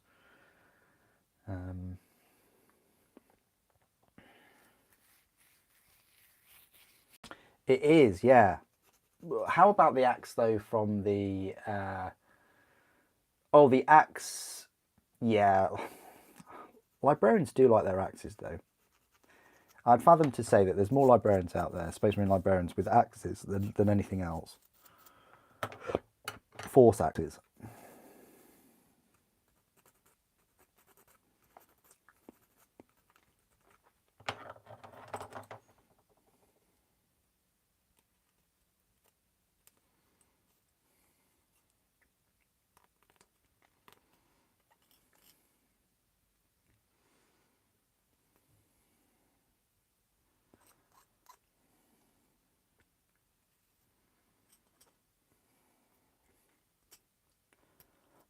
Sorry.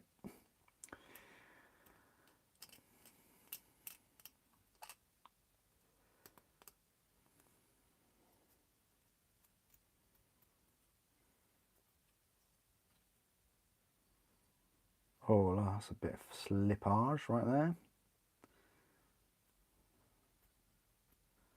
It's a thing, you might get slippage on your 412 torsos.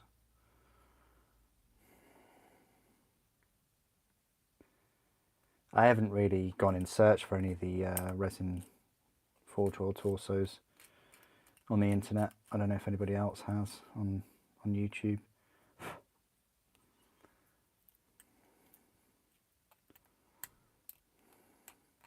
Don't get me wrong. If 412 sent me them, I would give you a unboxing and review and show you them with the plastic kits.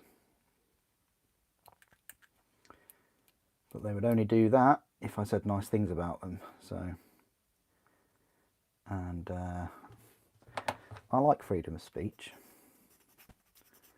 I like to be able to say what I want about things.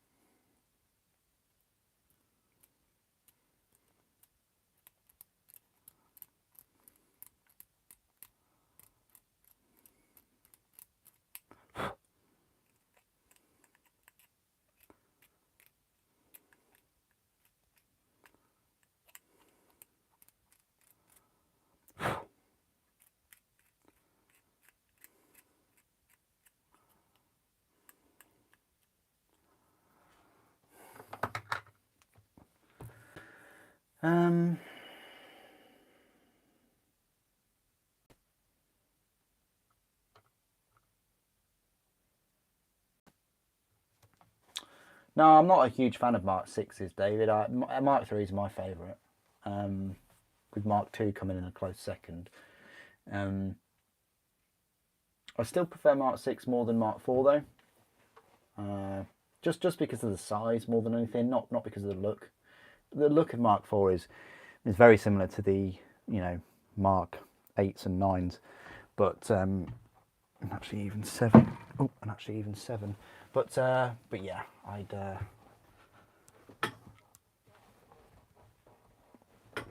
oops, I keep moving this about. Sorry about that. Yeah, exactly. Yeah.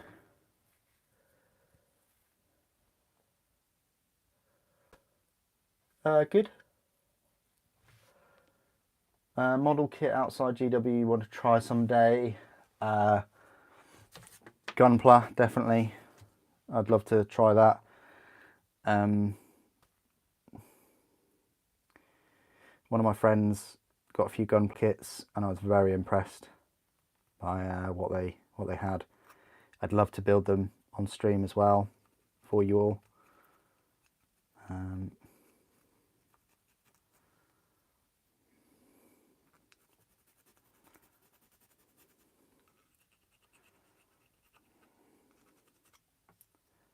Some of the Revel kits, possibly.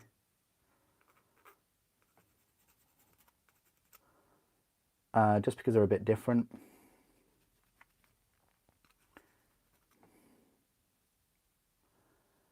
But I'm pretty much normally always snowed under by Games Workshop kits and Forge World than others. But yeah, as like an extra different live stream, I'd be up for that.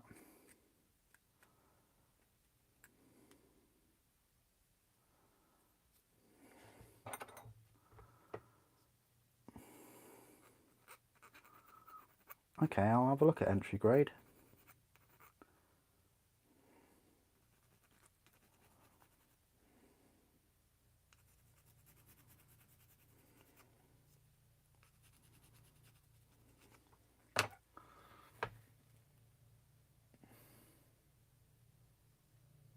Everything other than the new Mark 6. Yeah, no worries. He's probably doing other things, Kriegsman. He can't be here all the time. Don't worry. He's probably doing other things. I have heard from him recently, and he's really enjoying the hobby. So yeah, he's fine.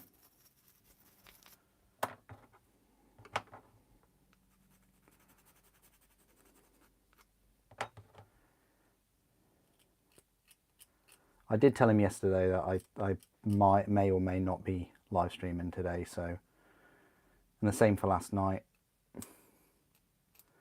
I was going to last night, but I kind of ended up just hobbying without streaming. I'll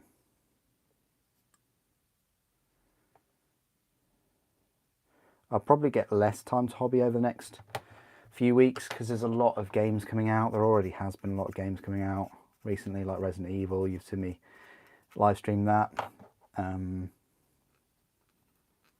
Thoroughly enjoyed Resident Evil 4 Remake. Yeah, it's one of my top games of all time. It's within my top 5. The OG. It's difficult to say, like, Super, could you pick between the OG Resident Evil 4 and the current one? They both offer slightly different experiences, and they're both top tier. Like, it's very rare that I'll get a game that I can just keep playing and like the gameplay's so good and the kind of building up resources is good in terms of buying all the upgrades. There is a point where it stops though. I think once you've upgraded every weapon and once you've got all of the trophies or achievements, then yeah.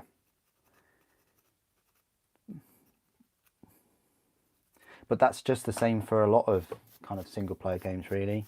Like God of War, you know, of all those hours that I played God of War for, I thoroughly enjoyed it. It was a quality experience.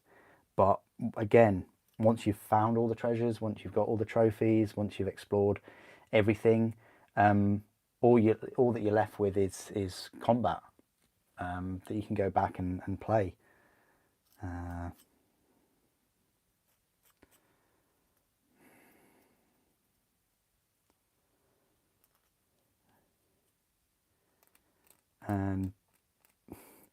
Now, if you're asking me to compare it to Dead Space, I do slightly compare it. I do slightly prefer it to Dead Space, only slightly though, and the reason is the replayability. Like I can keep playing Resident Evil 4 again and again, absolutely fine. Dead Space, I've already completed Dead Space like four, maybe 5 times, and again, quality experience. But I don't know, there's something about Resident Evil. I just find it more fun. It has got amazing pacing, and it's got that great balance of action and horror. I don't think any other Resident Evil game has given us that. Because like I played Resident Evil 8 afterwards, and I played it before, like a couple of years ago, and that has some really nice horror aspects, but you get hit by melee a lot in that game, and I was just comparing it to 4 Remake all the time, in that I wish I had a proper kind of melee attack, and I wish I had a counter, or after you stun an enemy you can do the things you can do in Resident Evil 4. You know, and I know that game came out before the remake, but the OG Resident Evil 4 had those things in. So yeah, 4 is definitely my favourite. I mean, Resident Evil 1 Remake and Resident Evil 2 Remake are good, but I kind of wish like 4 Remake, you had all of those mechanisms in those games, because it's a really, really good system.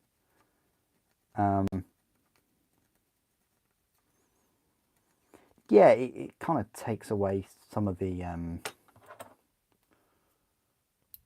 difficulty in a way, but it's also good to have that reward in, like you do a headshot or you shoot one of their legs and then you go up and you perform some kind of action. That's like your little reward. Whereas in the other games, that just, you don't have that. So I guess in the other games, you're more rewarded to stun them and then avoid them or run away. Anyway, that's my little Resident Evil topic.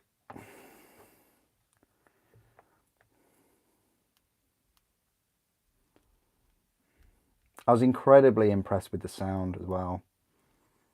The sound design.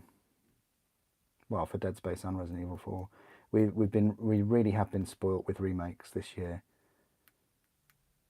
With Dead Space, Metroid, and Resident Evil 4 remake.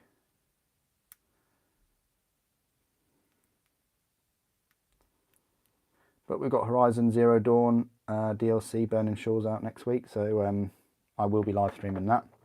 That's PS5 only as well. So I hope you'll enjoy that. It'll be good to play with Aloy again.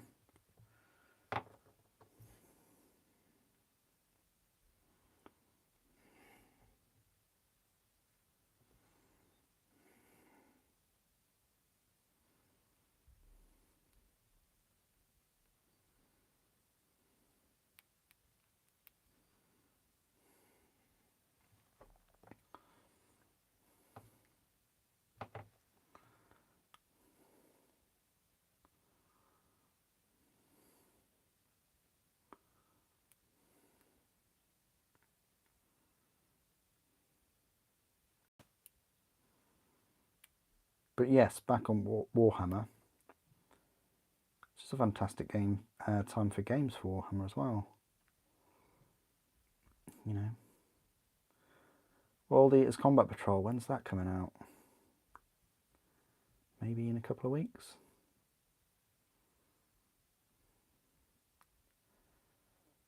I think that's going to be a popular one as well, that Combat Patrol. One of the most popular Combat Patrols.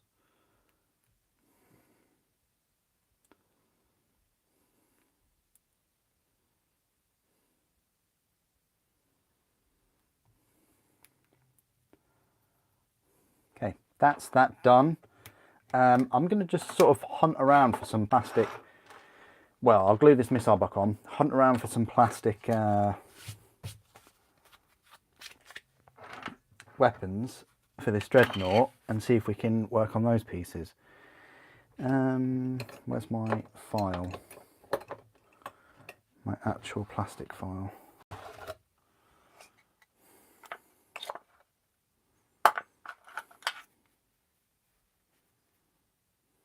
I don't know whether this is it. I don't think this is it.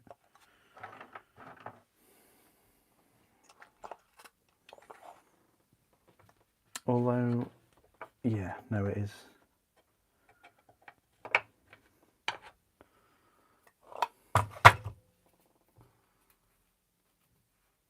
Yeah, I need another file, I think, guys. It's one of my most used items, I guess.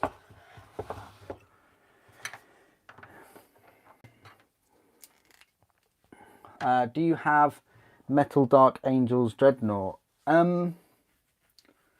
Metal Dark Angels Dreadnought. Did that have like all of the iconography and things on?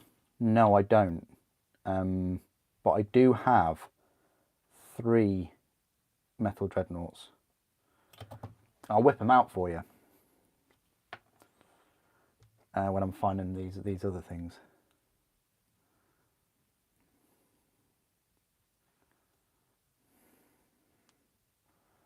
You know what these missiles...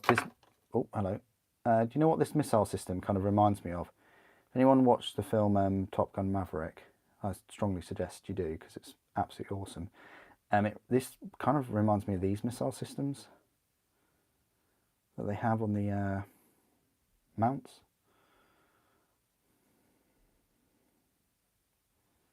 In a part of the film, clearly.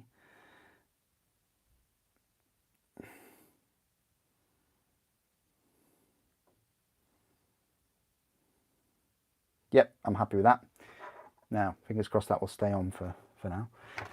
Okay, what I'll do is just get those metal dreadnoughts. Oh, actually, no, I can just finish this. So as I said, it's really up to you after I finish this dreadnought, what you'd like to see me build or paint next. I'm leaning more towards working on the Thunderhawk, getting all of those parts complete, because the building stage of it is quite straightforward. But it's up to you guys.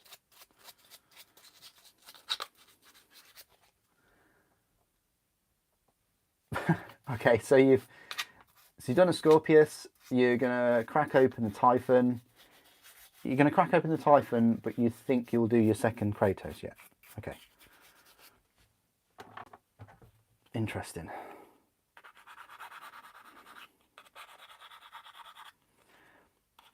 Yeah, well, I had more fun with the Scorpius than a Typhon. The Typhon to me is just a Spartan with an extra front weapon.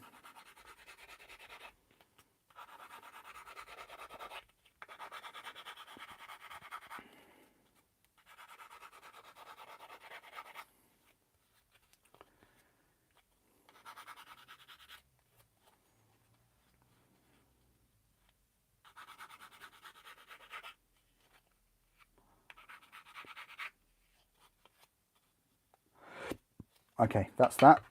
Right, I'll go find some plastic weapons for the... Be back in a sec. No, I also need to put some things on charge as well. So, yeah. Okay. So first things first. Just got to put this iPad on charge. That'll do that.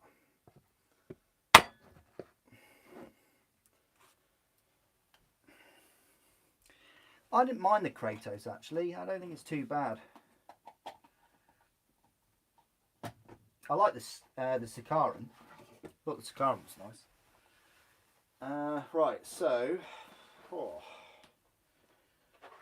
I wonder if the weapons are in the.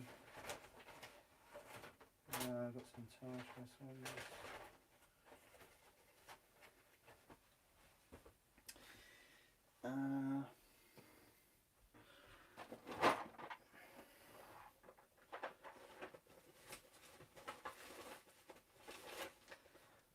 I know that they're like in a little bag somewhere.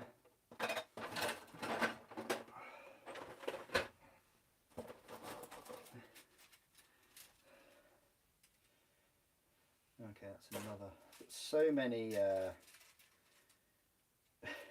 weapon sprues. It's crazy. I might start selling them on eBay.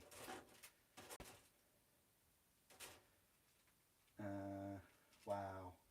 Okay. Here we go. I think this is it. So what we've got. Yeah, I did keep this.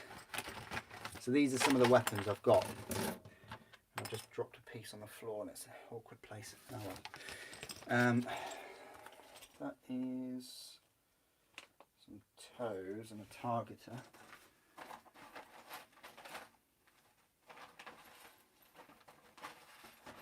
What is all that?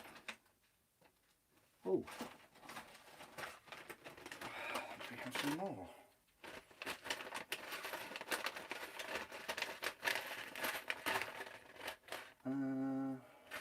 Oh no, these are just heavy weapons like the autocannons. Okay. Because I've kept it in a Forge World bag, pieces are coming out because they've done a silly thing of putting holes in the bottom of the yeah, as you'd expect them to. Okay, well I think I've got some of the plastic parts, and I've got another Contemptor Dreadnought there just in case. Yeah, okay. How many vehicle accessory sprues do you reckon I've got? Well, maybe that many. and that's just the ones that I just found just lying about. 1, 2, 3, 4, 5, 6, 7, 8, 9, 10, 11, 12. 12, I think.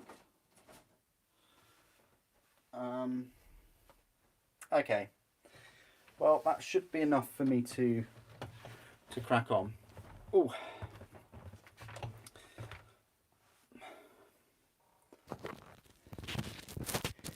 Yeah, I don't know about loads better. It takes much longer to build it in plastic, like 3 or 4 times. So I think I'd rather. I mean, the resin Sakaran is good in Forge World because you can build it so quick. Like the plastic one is a bit of a project. Okay, right. So. Weapons, right? What weapons will we go for? What options do we have? I don't really want to go for Volkite. I think my plan is to go for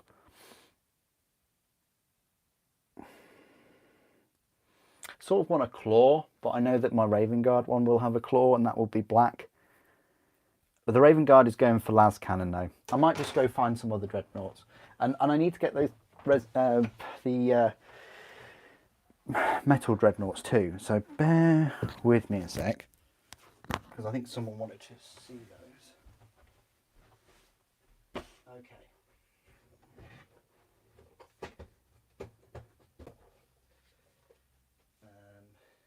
1, 2, 3.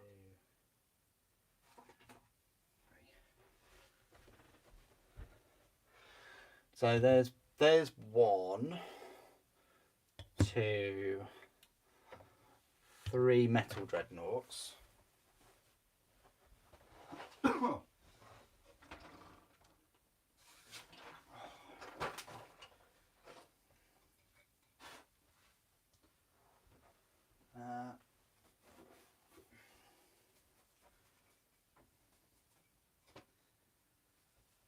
We've got this one.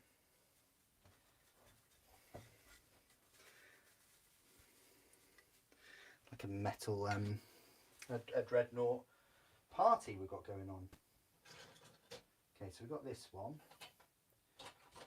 Where's my mortis? Here's my mortis.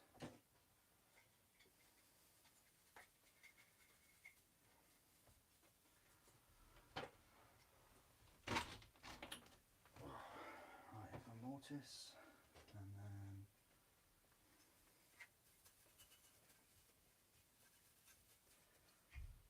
then okay, so we've got a few dreadnoughts that we can kind of draw some inspiration from.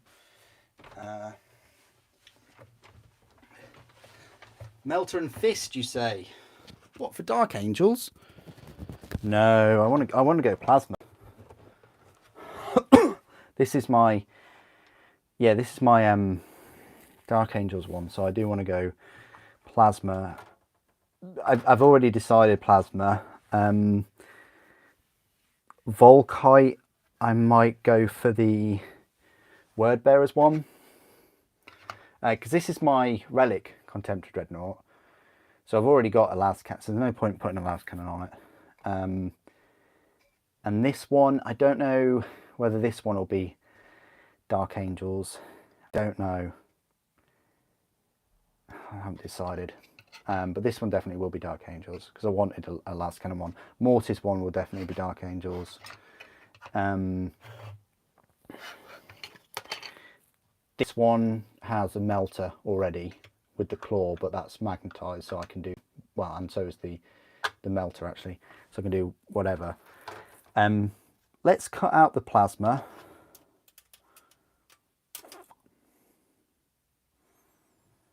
Yeah, it's just the fist. Like whether I go for the fist or with the talons on it. I don't know where my instruction guide is, so I'm just. Yeah, I am theming Dark Angels with the plasma. Yeah, the plasma / Volkite. So I'll whip open this just to get the rules out for the. Sorry, the instructions out for the plasma. Oh, I could go chain fist, you know. Oh. Although word bearer with Volkite and chain fist would look quite meaty. Also the Death Guard one. Nah, Death Guard one has to have the chain fist.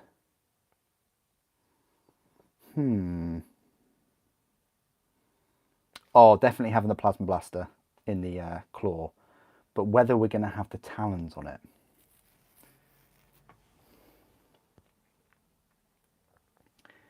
Yeah, I will need the little extra piece. I'm not building all of it in this stream. Like I won't build the weapons. I'll leave them off.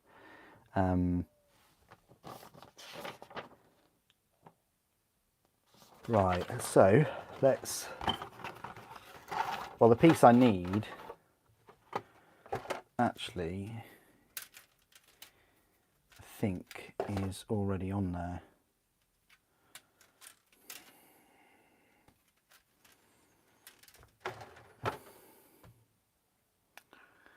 Right, so we need to keep this over here.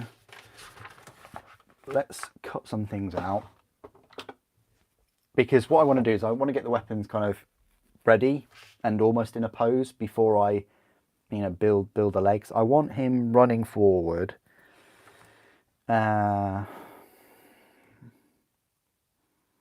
do I want him aiming with the plasma?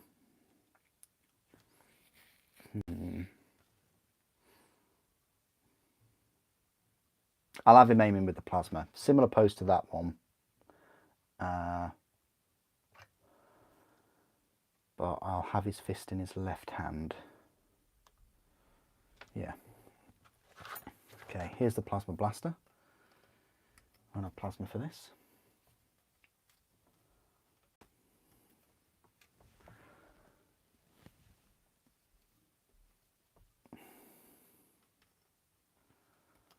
Okay, so 11.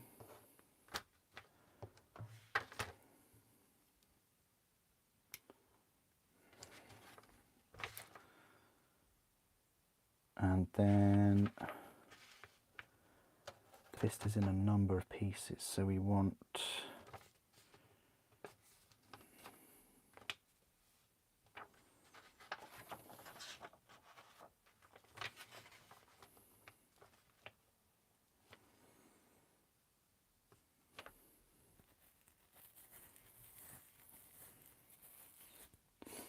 B8 and B9.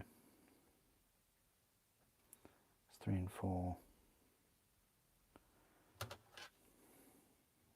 There we go.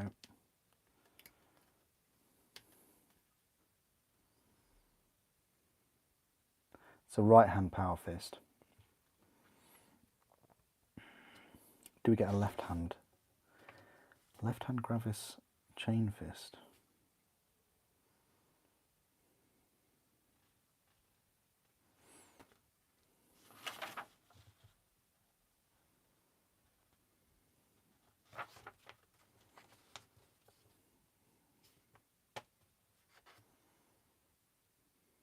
Oh, that's just different. Okay, I don't think that really matters. So we'll have these.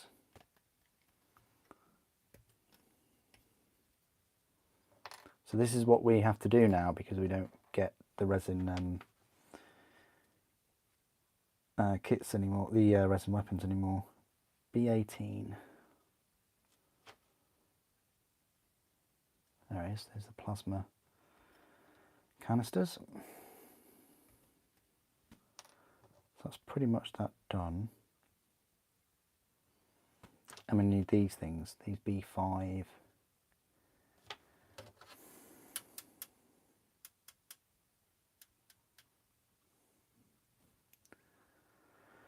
think it'll be on the main sprue, the B sprue.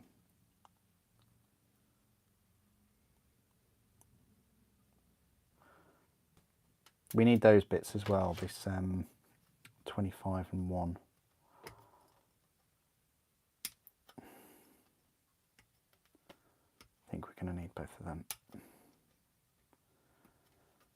So I'll have them over there. B5 and B6.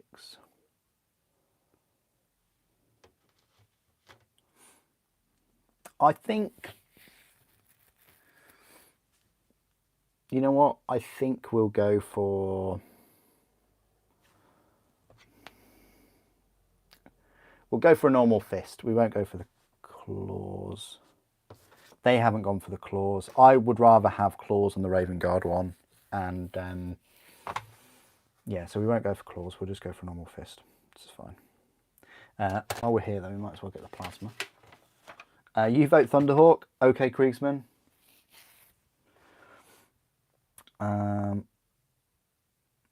Thunderhawk it is then, my friend. I mean, I'm only going to work on these weapons a little bit. I'm going to build it, but not put the weapons on. Well, I might put the weapons on, I don't know. I mean, in a way, I sort of want to magnetize it, but at the same time, sort of don't. Because when you have so many dreadnoughts and so many vehicles, magnetizing everything, it becomes a bit of a hassle storing all the extra weapons.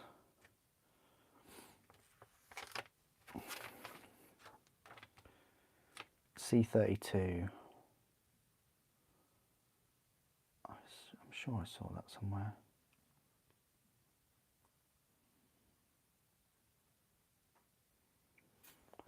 No way is it on the other sprue, but it is.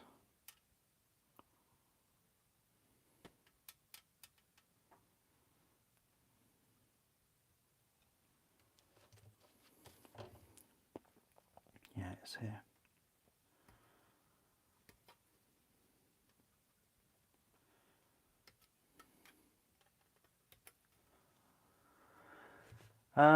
You love the stuff. You're going to get a Soulforge bot set, nice one.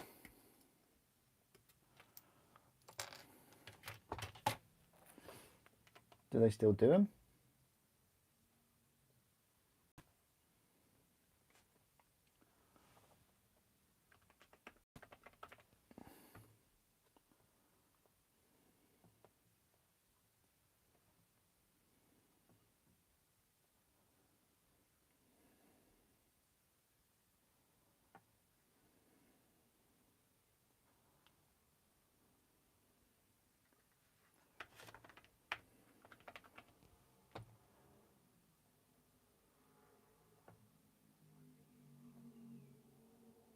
I think they do still do them, yeah.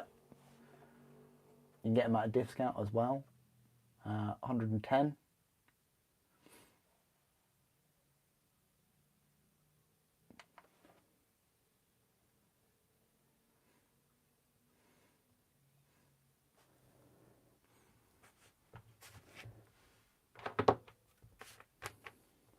Okay, right. So the other piece that we want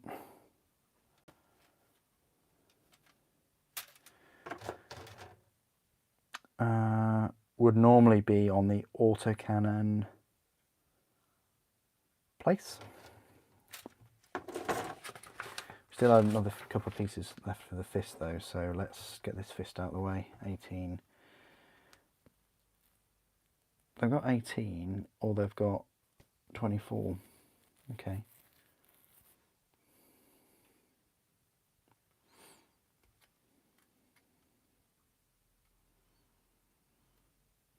All right, so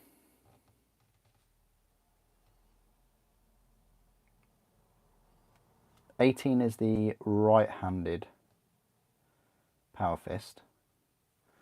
So what did we say we were going to do? We're going to do left-handed power fist, aren't we? Yeah, we'll do a left-handed one because we're fine with the plasma. So we want that one. So we actually want B24. I might have used this already. No, I haven't. Yeah.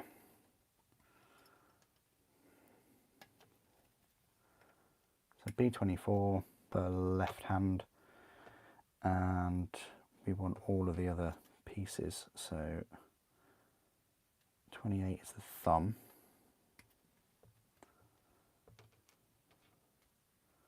Then it goes 27, 26, 25, 27, 26, and 25.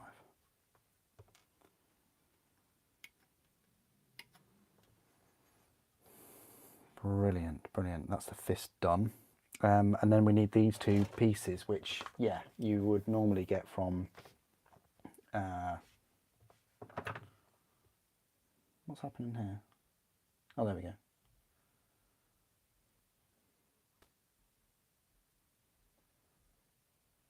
So view my own stream again. Sorry, I only just read your comment, Revan. Is Gaster's Strike Force worth to get or wait for 10th edition box set? Wait.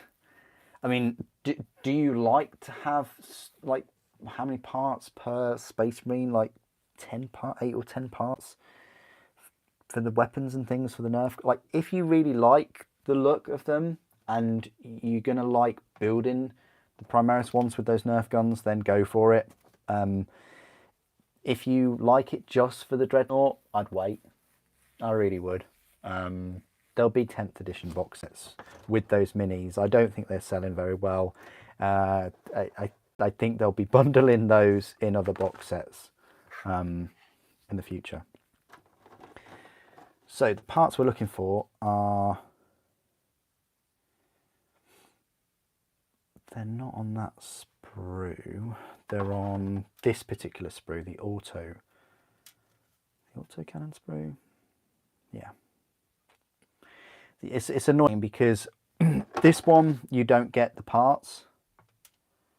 All you get is these. So if you're going to magnetize the weapons, you need to magnetize it on there.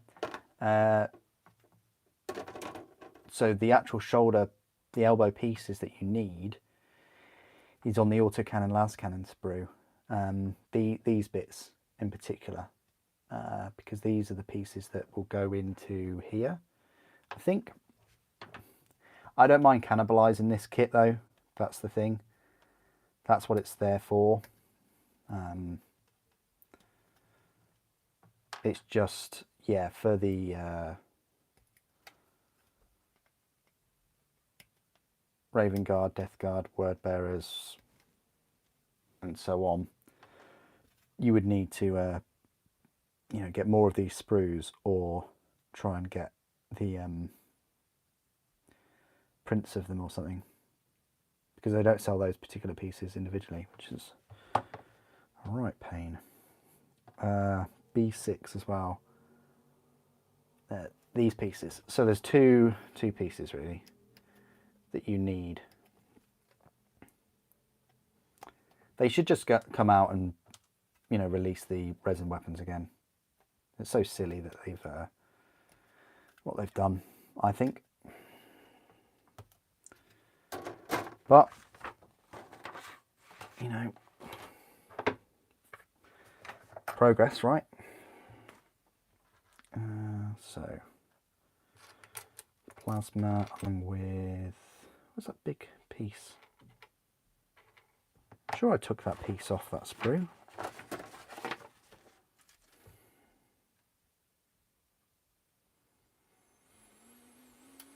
No, I didn't. I was about to. Piece 32. There we go. Now we've got all the pieces we need to kind of weaponize the Dreadnought.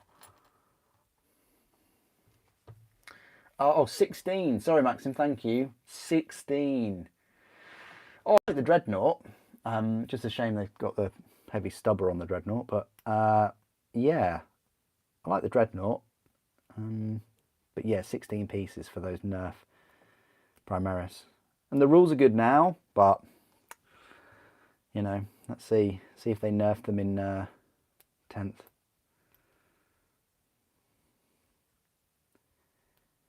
you watch. You probably have a few box sets with them in, or Strike Forces, or Board and Patrols, whatever. And then after they've had those box sets, they'll then bring out the updated rules or something.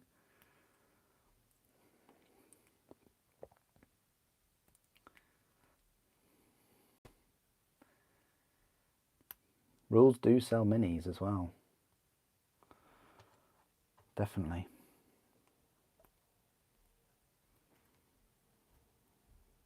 Why would you make the rules bad for new products? Just doesn't make sense.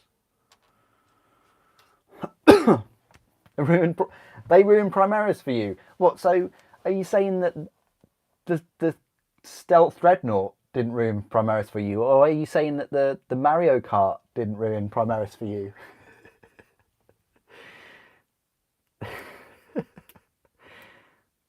Or are you saying that a turret that moves like 1 inch, or is it 3 inches, a turn didn't ruin them?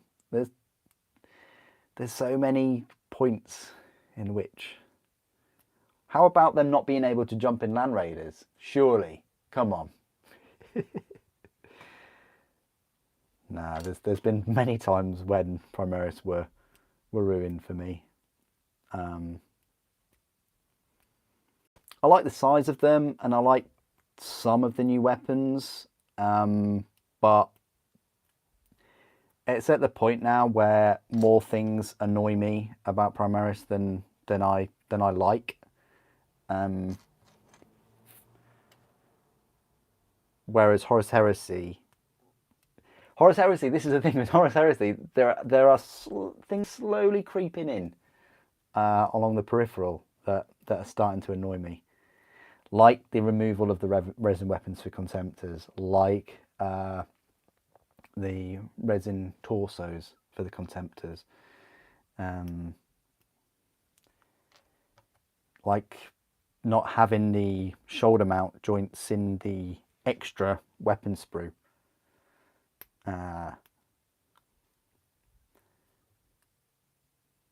You know, I mean, it would be cool if they could just have a sprue or something for like £6 or £8, I don't know, that just had all of these joints in. How about that? I mean, but no. Plastic minis, well, resin minis that are coming out that should really be plastic. The retooling of the tanks, as cool as that is for complete newcomers to the hobby,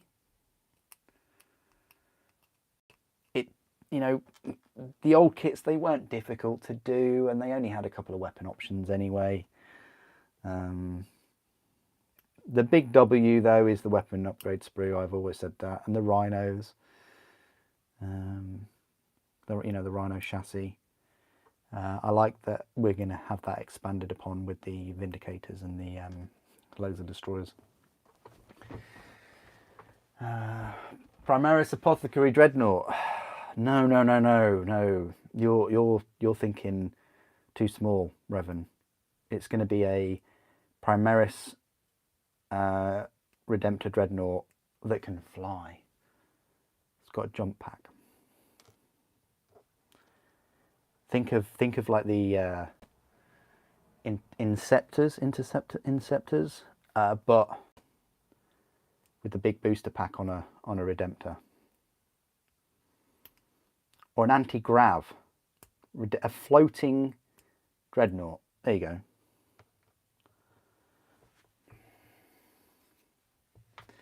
Oh yeah, of course. We have a moan about their things because we're so passionate. You know, we've got high expectations for a number of reasons. We enjoy the lore and the universe that it's set in. We spend a lot of time doing it, reading the books and actual hobby time, or even games. There's a lot of investment involved. Probably more invested in Warhammer than anything else, really. you know, like, I can see how some people would be very much invested in Star Wars, like,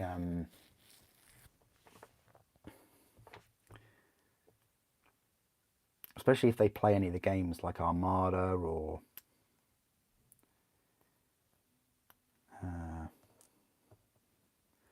what's the Star Wars figure game called? I always forget. I haven't even started that. I should really. It'd be cool to do some minis on that, some videos.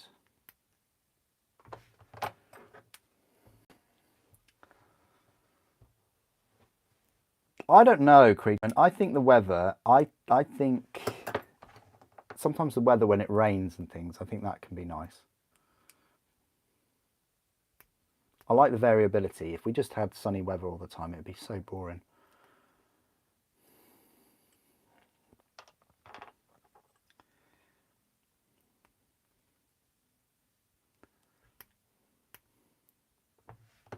Maybe that's a little bit like that with Games Workshop and Controversy, that they have to have some controversial things happen to raise the hype.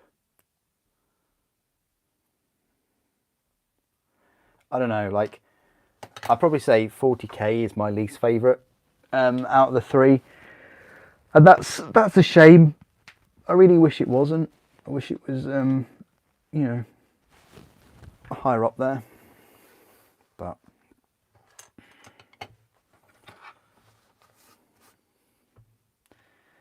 okay, so I think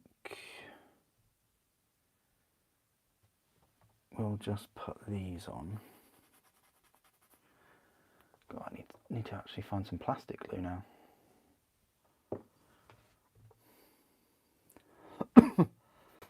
Sorry.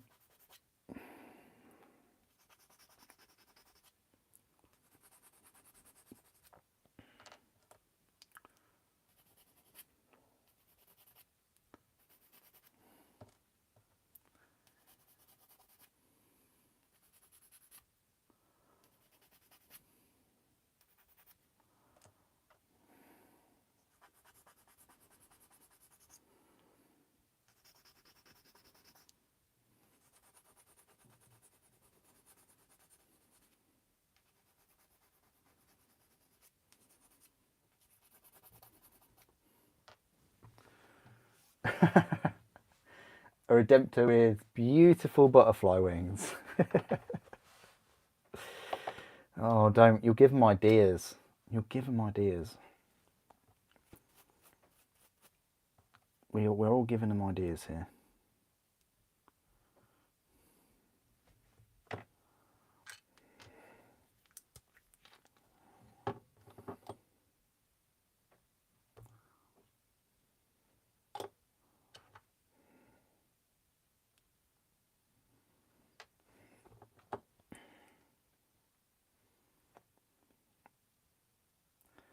So this is the these are the parts that I would say you should magnetize.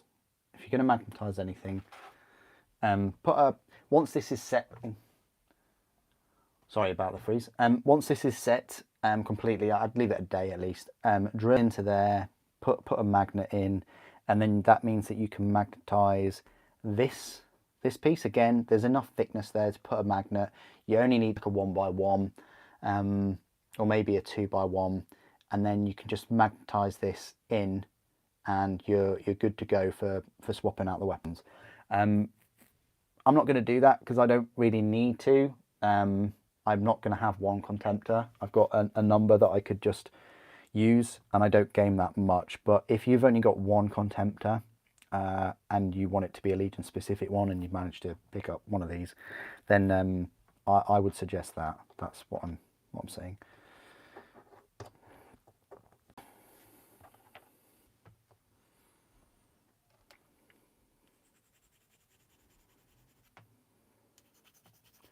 What I'm going to do is, we've been streaming for almost 3 hours now, another sort of 15 minutes or so. I'm going to head off and get some lunch, and but I will be back.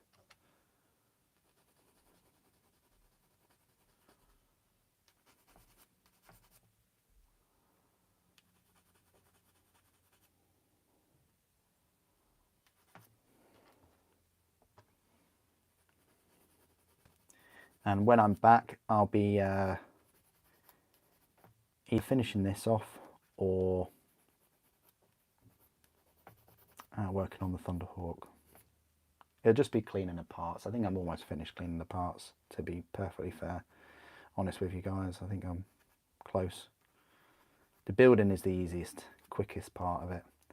I think I have enough glue, super glue, so that shouldn't be an issue. It's just magnets I might be a bit low on. I want to do a really good job with the Thunderhawk, so I want it to be magnetized like the other one.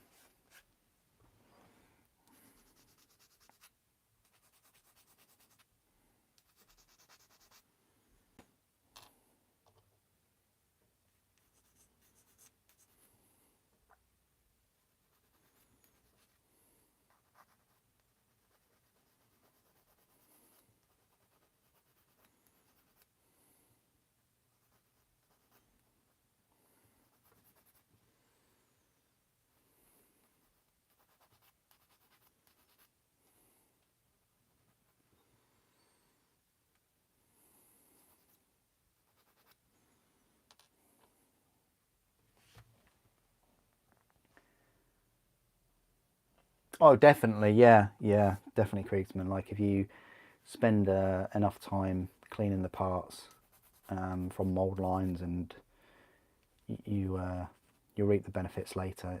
It's the prep work is the most intensive, I think. I think it can even take you longer than painting it sometimes.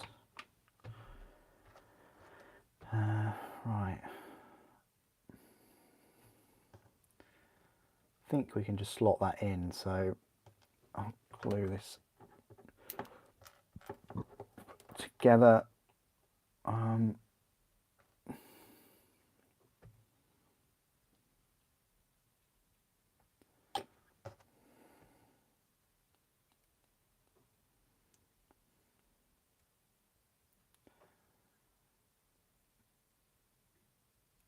The thing is with Tamiya, it's all right, but it is slow to set compared to Revell or even GW's plastic glue.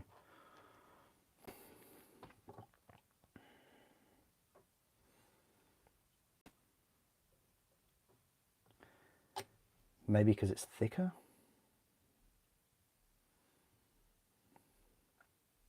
I don't think thicker glue takes longer to set. Revelation over here. Right, so this gun can only go in one way because it's got a cutout. A bit strange, but the way they've designed it. There we go.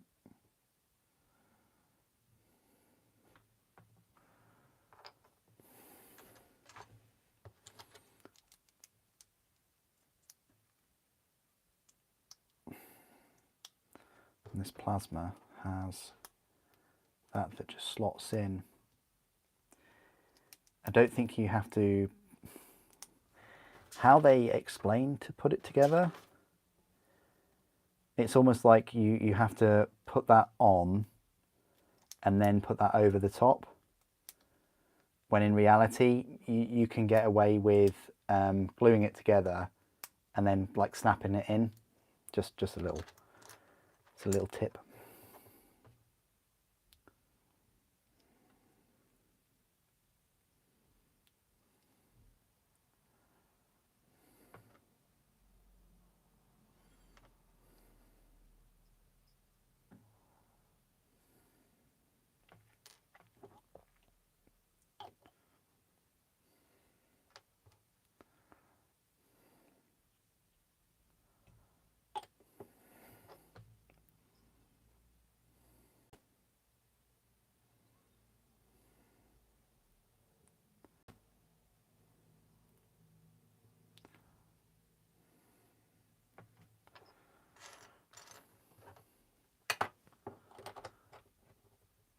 You're going to put your bread in the oven. Nice. Oh, that sounds nice, Greaseman.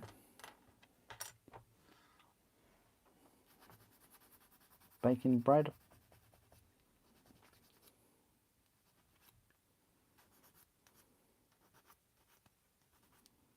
Smells so good, I reckon.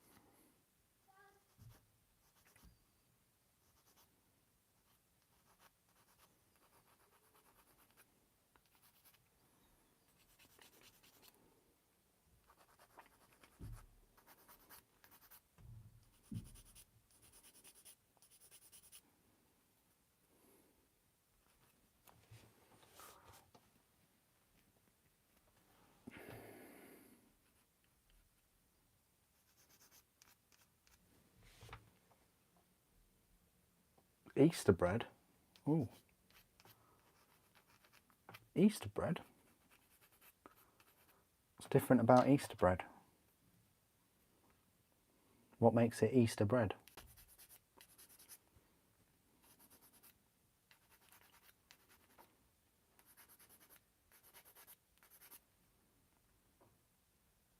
Okay, we can connect these two, and then we've just got the fist to do, and then we're pretty much done.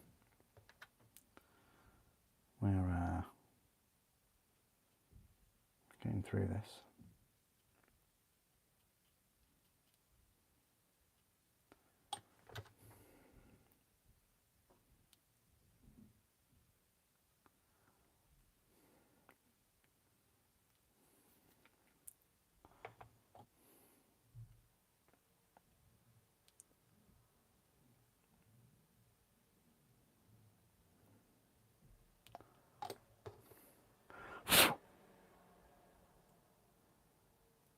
There we go, that's the plasma done.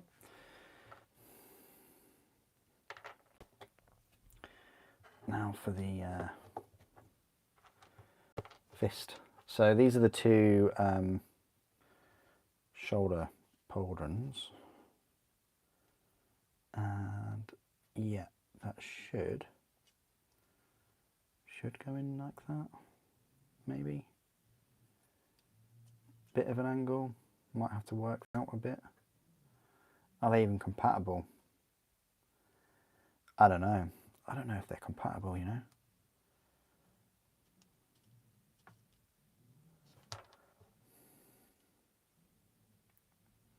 They do go out at a bit of an angle.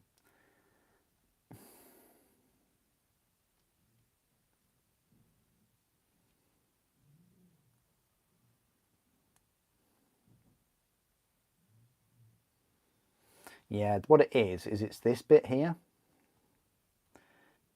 that you may have to cut off to get to kind of fit that in, rather, because you don't want it at a odd angle.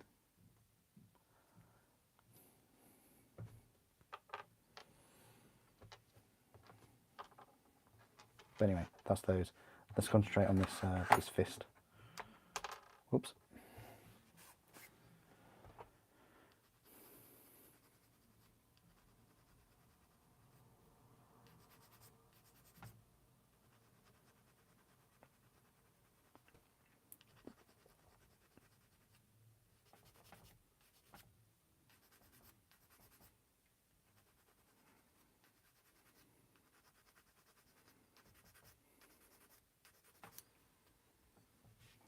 Lemon juice and zest, and a special flower from the mill.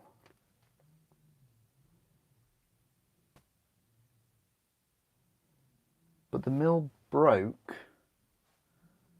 So it's the last of it. The drive wheel broke into 6 bits. Wow, that's a whole kind of backstory behind this Easter bread. Wow. It's quite cool. Oh, apparently we've done the fist. Just need to work on the fingers.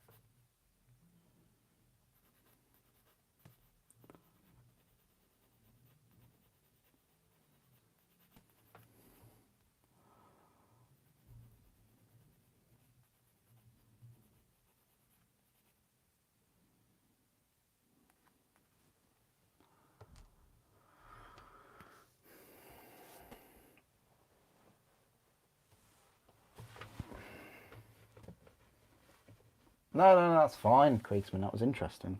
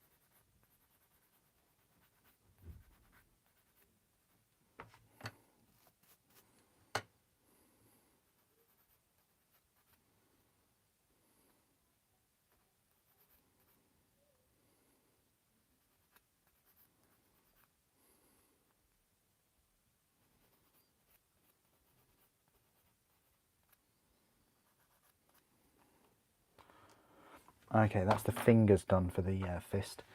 Let's have a little go at... So we said, yeah, left hand fist, right hand cannon.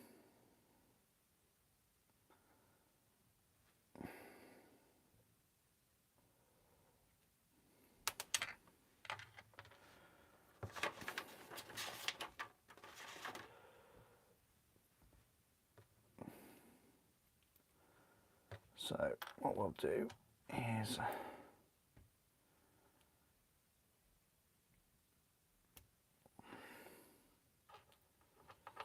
not really sure which.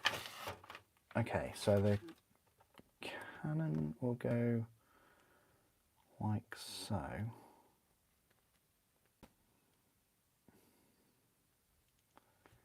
Just dry fitting hugely.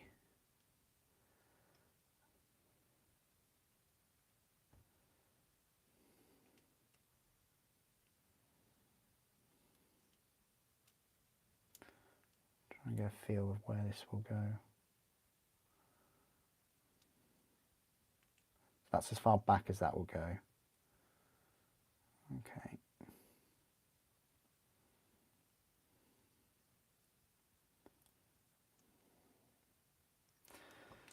Okay, so we're going to have him. Really.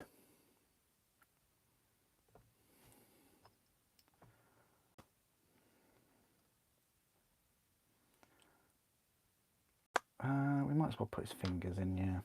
Why not?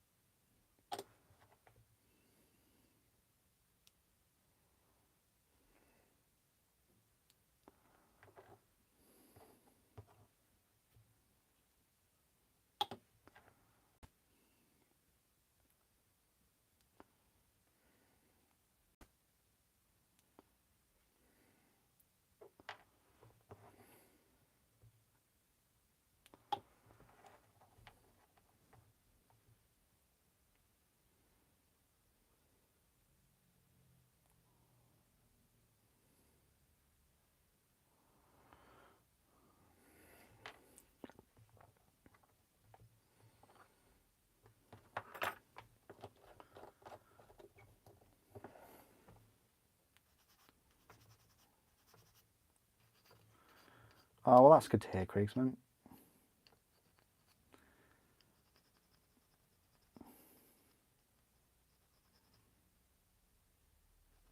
Must be nice to have a bit of a change in that way.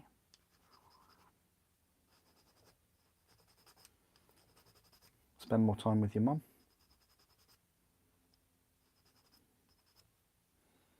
I bet she enjoys it as well. Okay. Whoa, calm down there, Sonny Jim.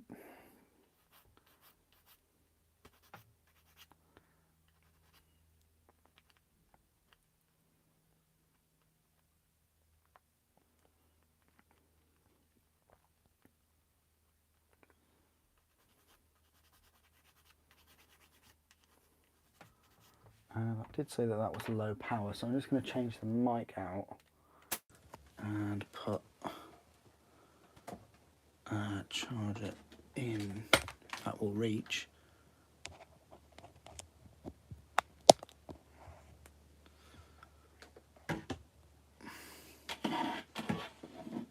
There you go. That's probably better.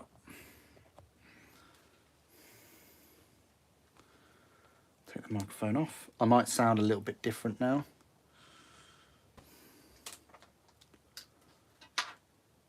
Oh, there goes the microphone head.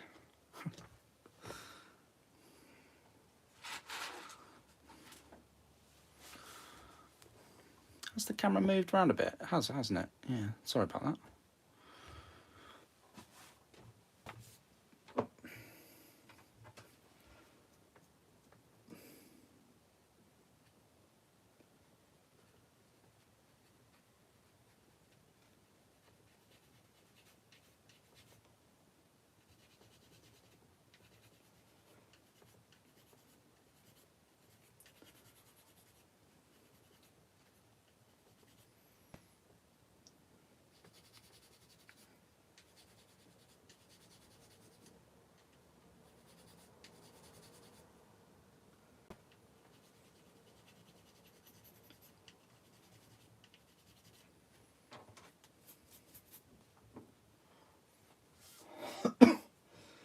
Sorry.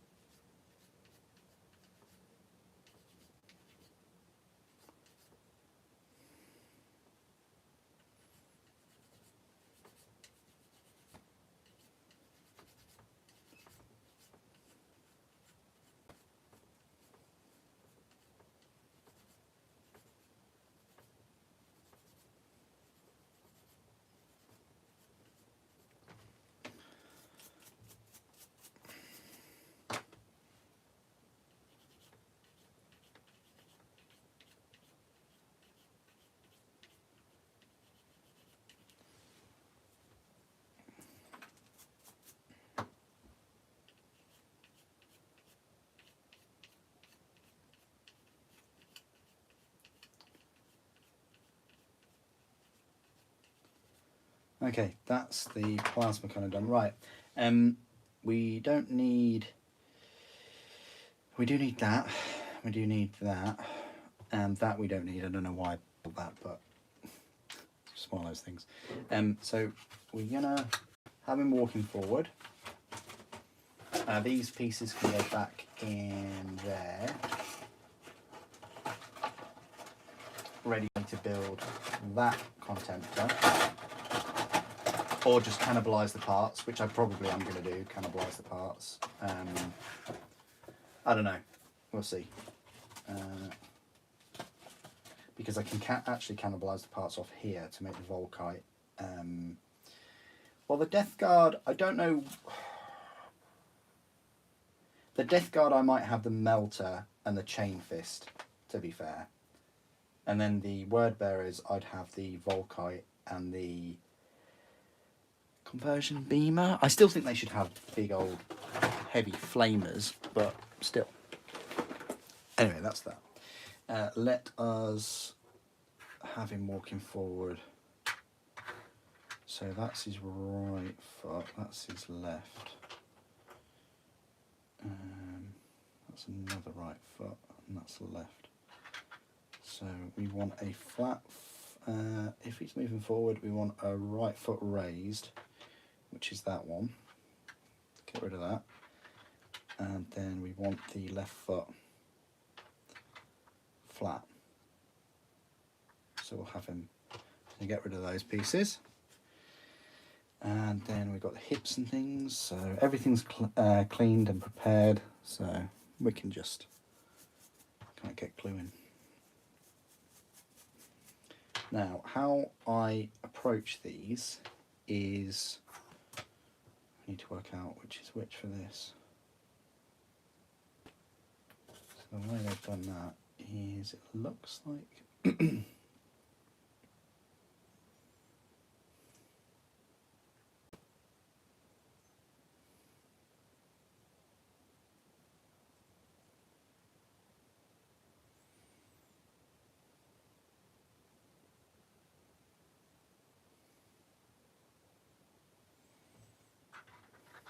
looks like they would go that way.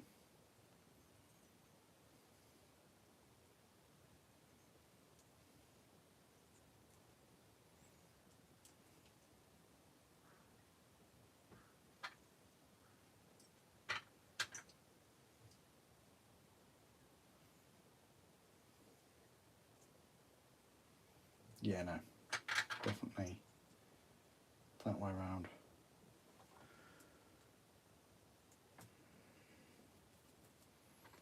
So we'll have those.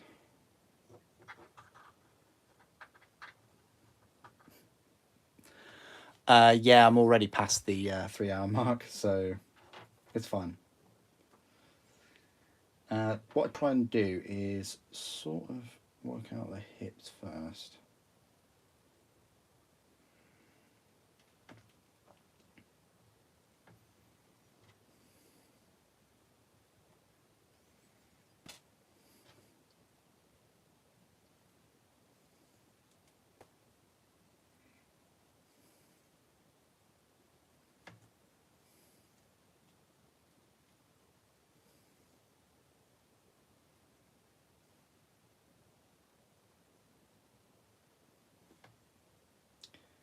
And I think that that's that side.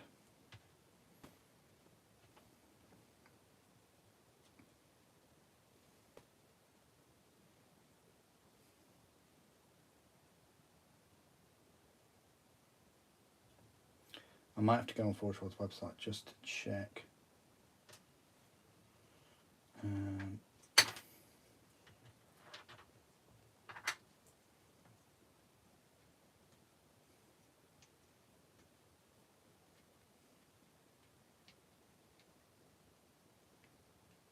Yeah, I think it goes the other way.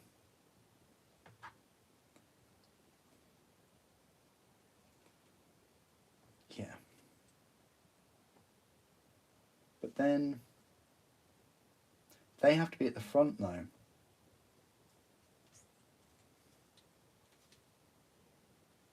I think they have to be at the front.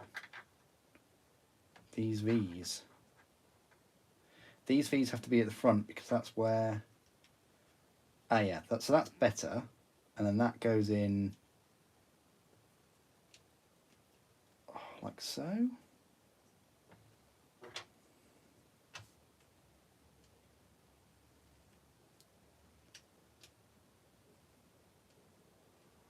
No, that can't be right. It's got to be this one. Hang on. The instructions right here. So, yeah. It is...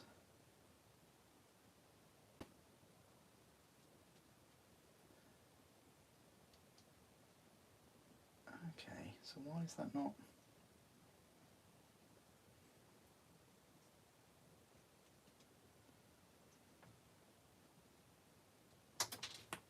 right, so...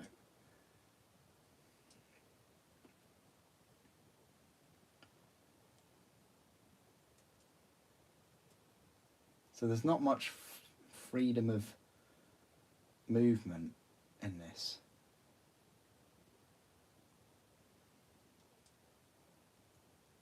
Like whatsoever.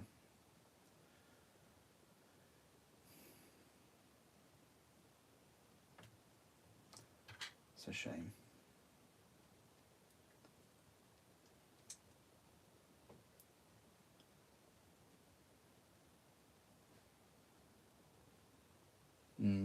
All right.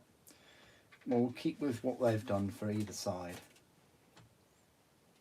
And the way I like to do this is with the hips first, and then glue downwards.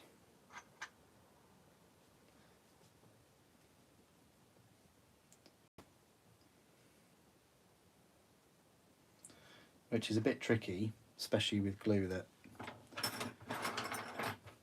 takes a while to set.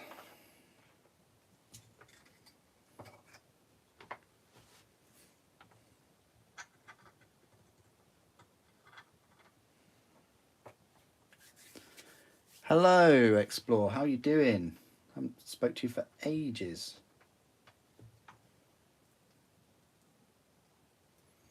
I'm about to hop off in a bit though and grab some food.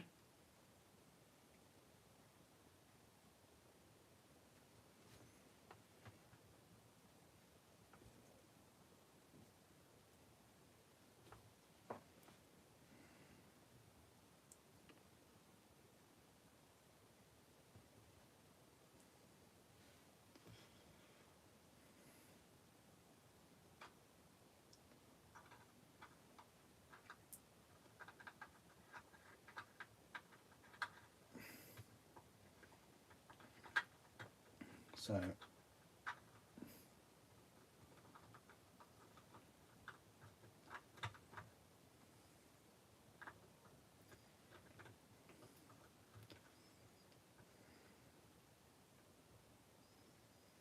what we'll do is we'll just change the feet options out.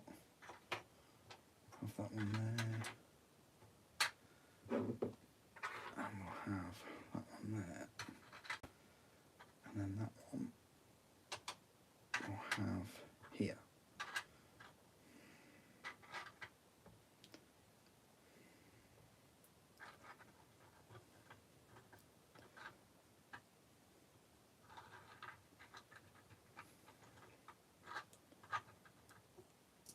Okay.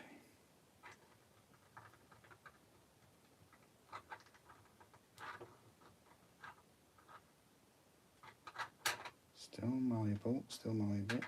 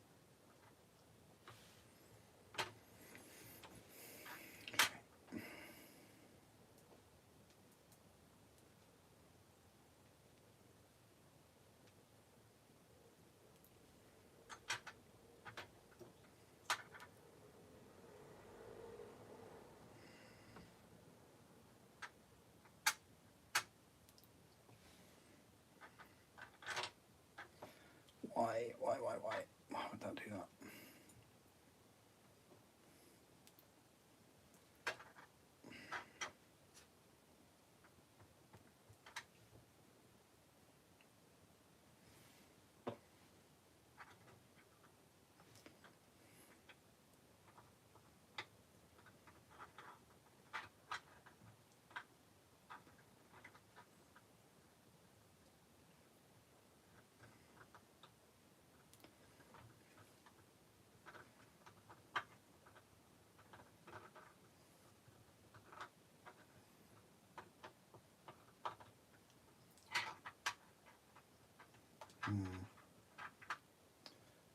going in at all, is it?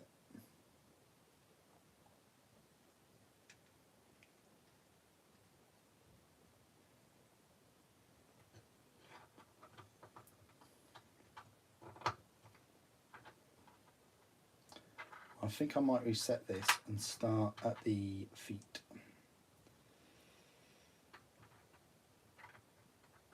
That's what I'm thinking about.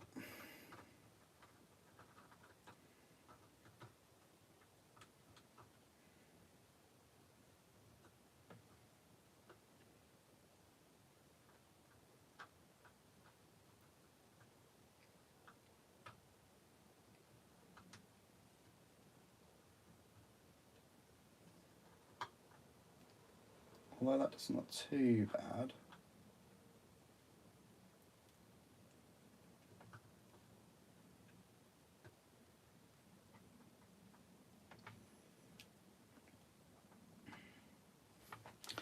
It doesn't look too bad.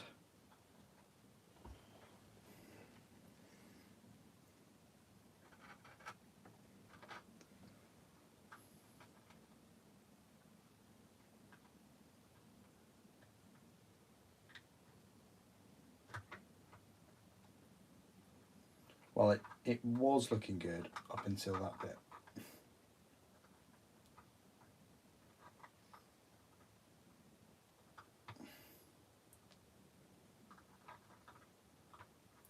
I love how it sticks so much better to your fingers than the model.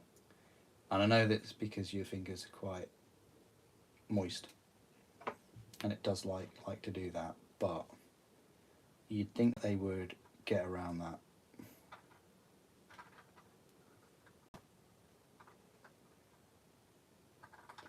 Maybe you could like spray your miniatures a bit wet to begin with.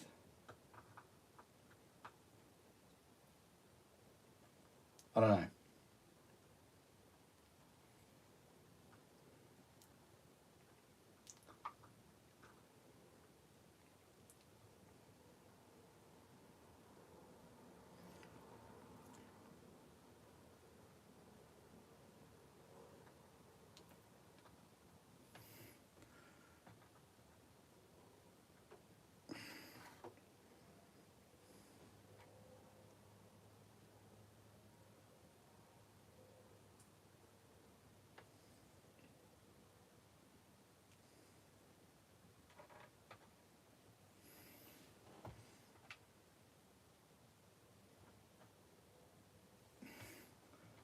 I'm quite happy with that, the way that's turning out.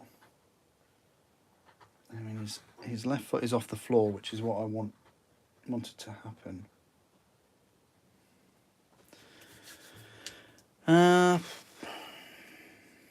English Civil War figures, nice. Now, what I found out with gluing the Dreadnought the other day is I think it's good to have the brush glue for this bit.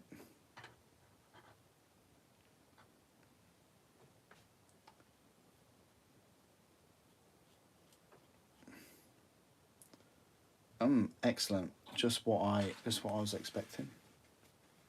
Thank you for that.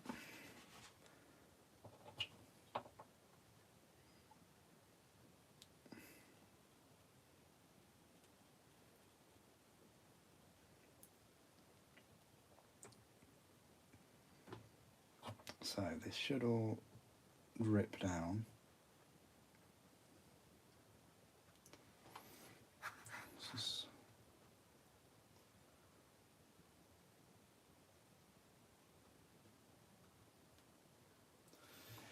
Maybe it might be worth.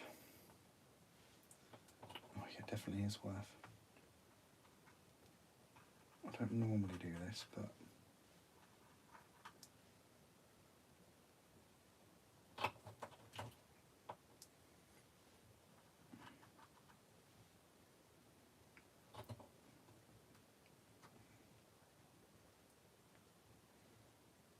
give it a bit more strength.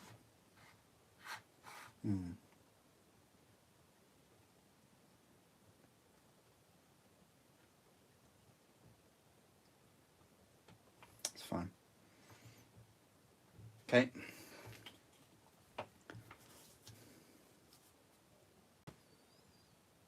Oh, cool.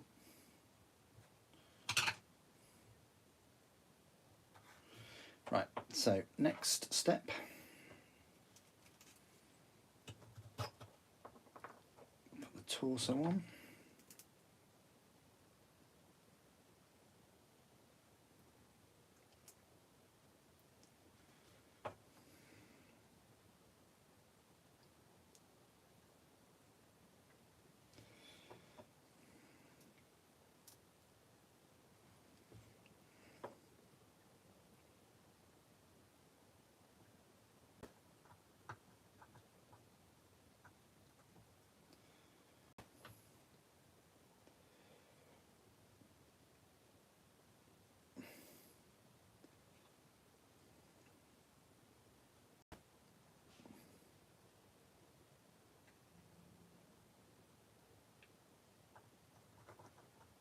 I don't think there's enough clearance, you know.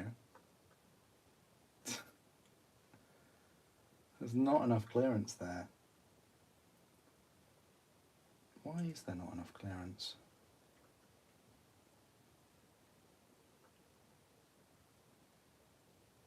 There should be enough clearance.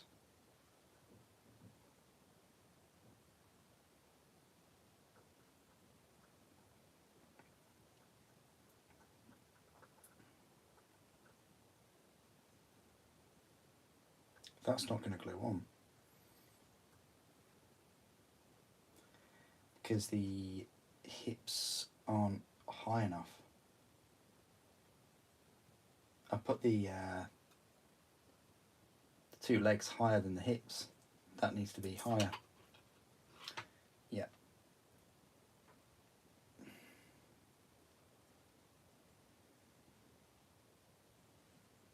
That's fine. That's meant to be like that. We need to lower the leg. I can't lower that leg now, but that one I might be able to.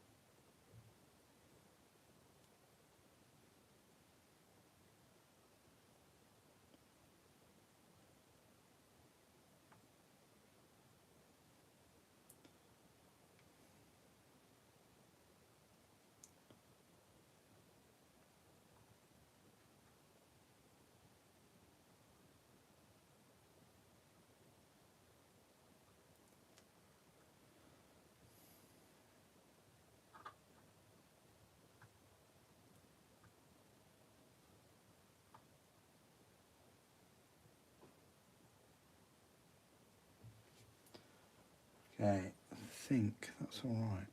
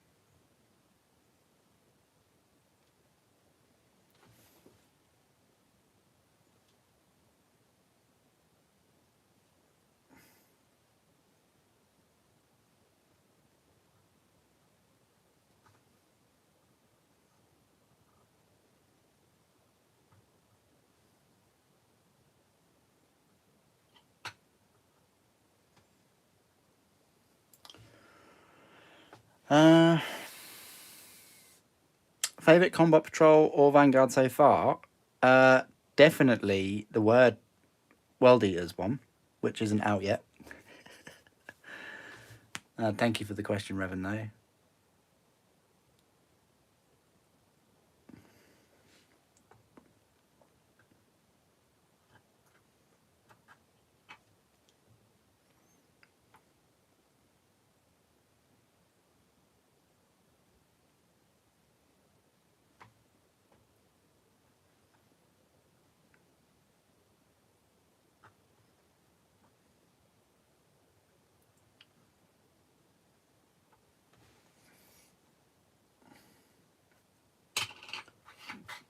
annoying, that bit.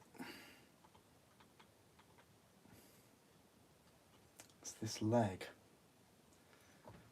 It's the foot at the bottom. The feet on this one aren't very moldable.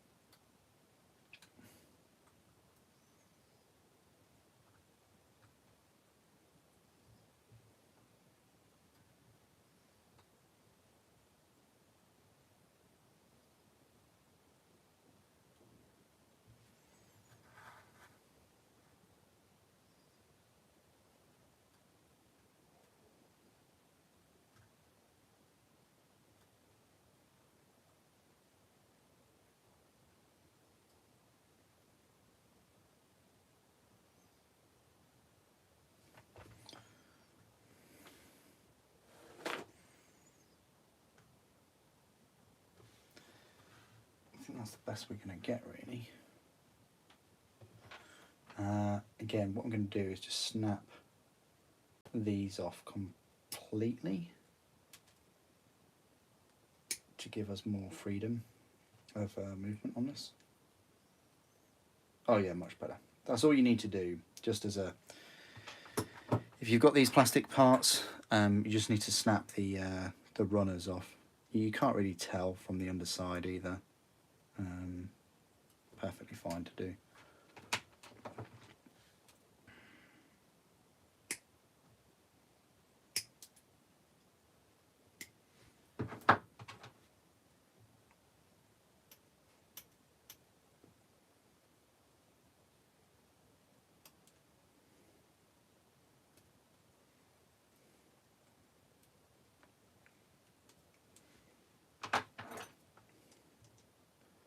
Just because.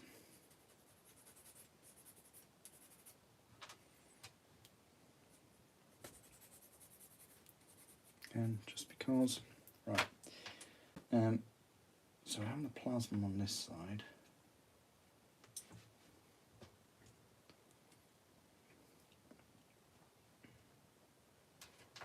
Still a bit wobbly, isn't it?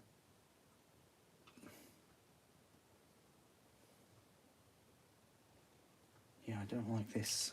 This knee joint is starting to annoy me.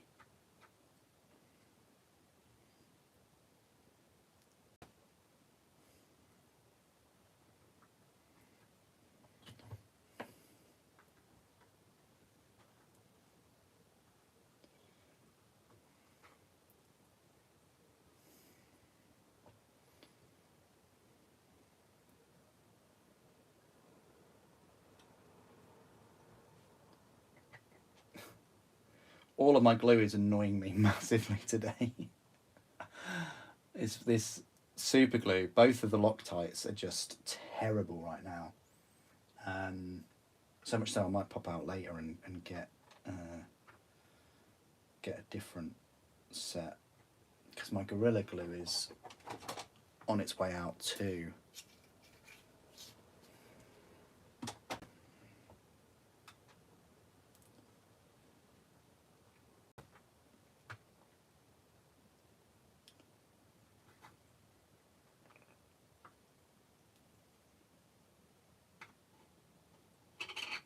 That glue is awful right now. Terrible glue.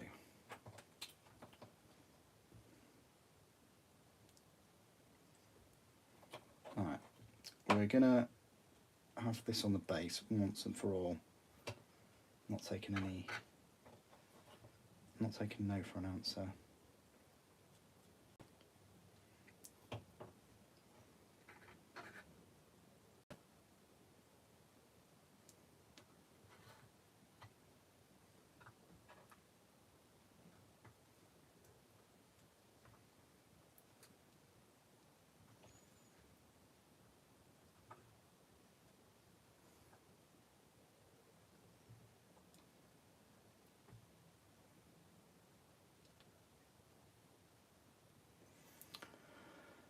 Oh yeah, definitely. Definitely need a new one after this.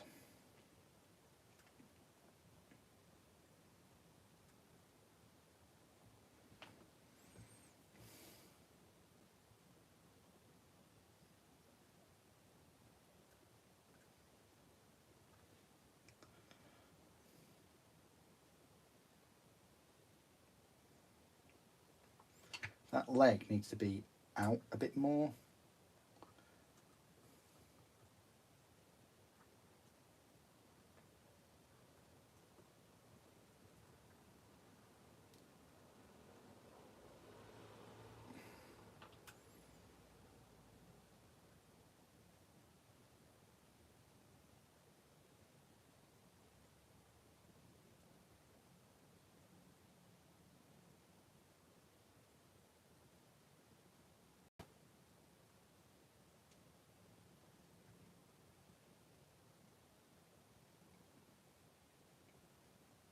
That's better. Definitely better than it was.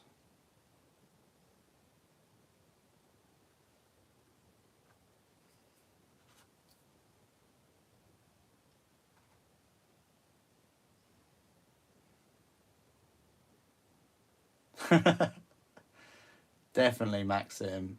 I think the glue is winning this fight. I mean, I have had this Precision Max for a long time, but it does take a long time to. Oh, yeah, it does take a long time to set.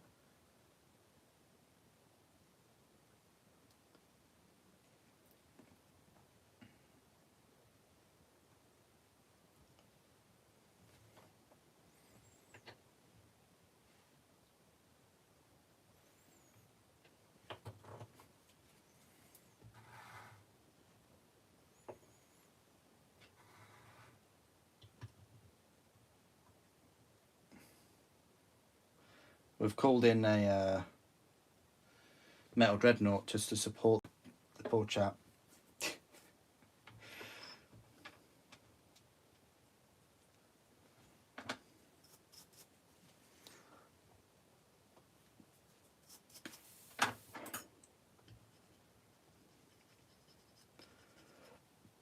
No, I do need some activator.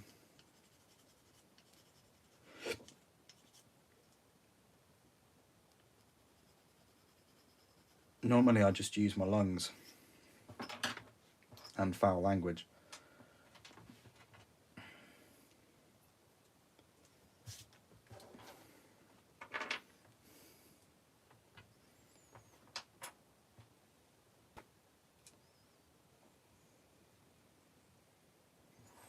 What I want to do is I want to get the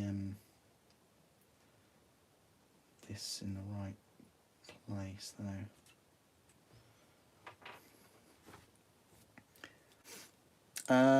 Is the resin typhon bigger than the plastic?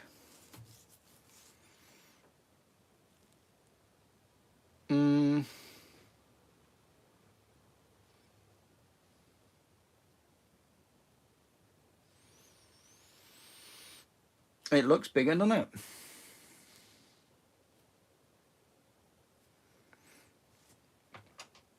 I think it's true scale.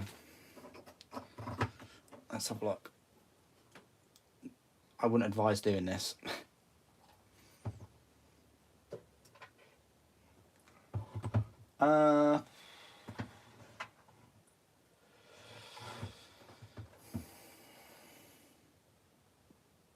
It is a bit taller, yeah. The blast shield is bigger too. It's not like for like. The resin is slightly bigger.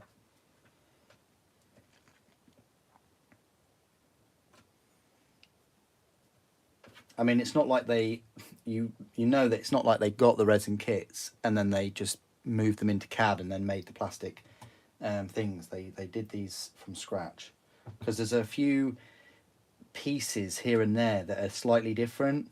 For one, these bolts. Look how big the bolts are on this. And there's differences of the cannon as well. I think I've mentioned them. That you're getting, look, you're getting these supports instead of those, and then around you're getting the rivets, and then in this one you've just got big rivets. I think it looks better with the pairs. But yeah, I'd say the Resin Typhon is a bit bigger. Nice spot though.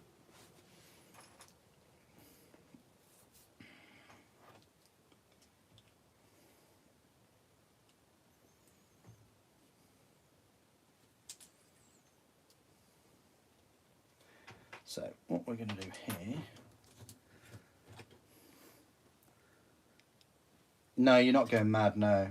No. You're not going mad at all, don't worry. Don't you worry, chappy.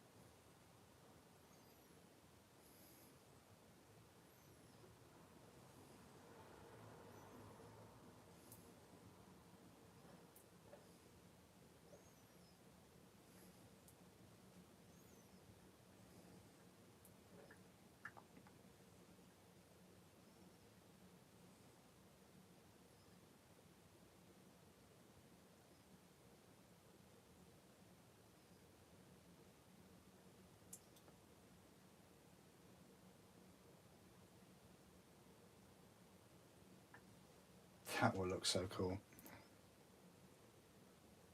Why is that wobbly though?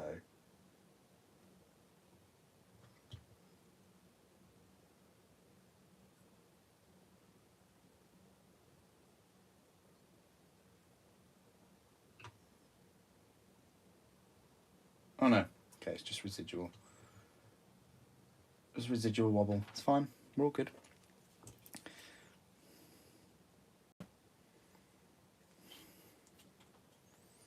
The thing is, I've got so much glue left on this.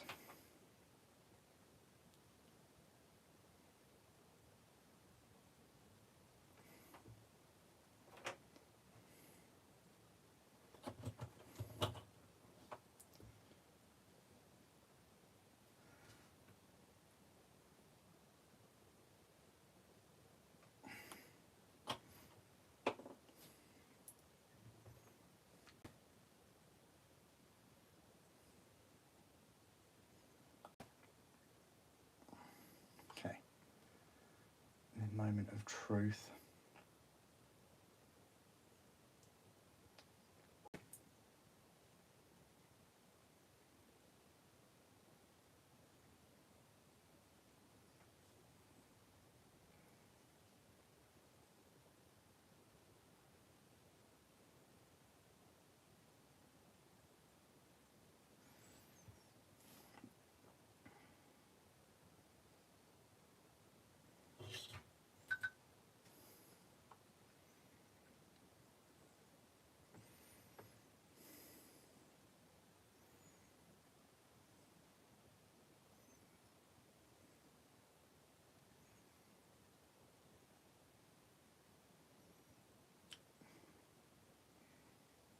Cool. Happy with that.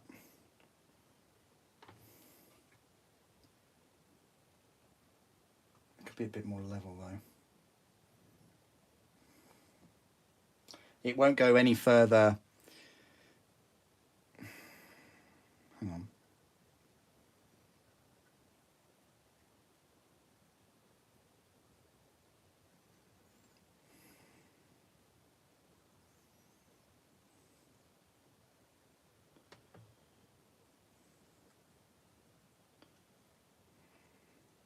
That's as sort of far inwards as it will go.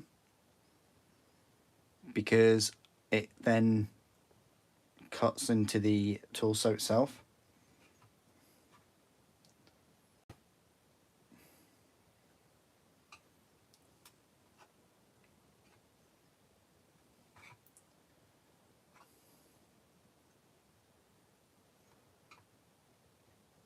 Nice. Happy with that. I'm just going to put the knee supports in. We want the lion crest on the other side. Okay.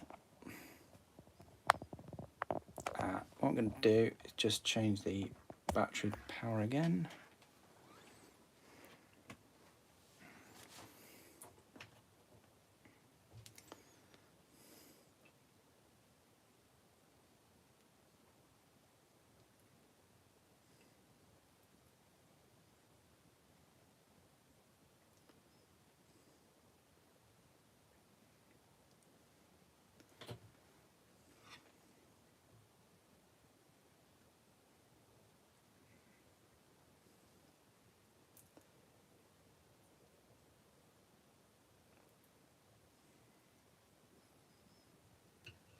They're straightforward to put on.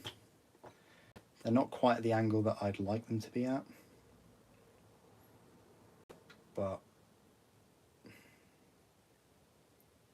it's fine.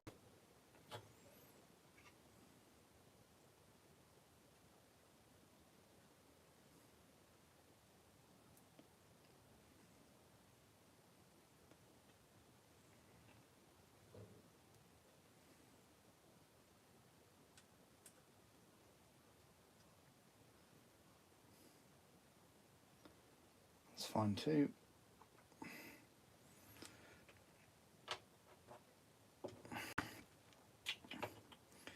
Hello, Bob. How you doing?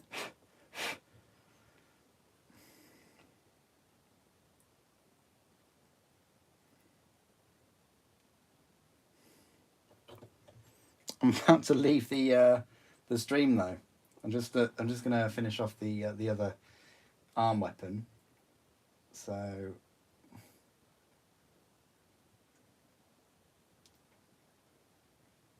you're a bit late, maybe? I don't know. No, you're not late. You're just slow to the party, maybe.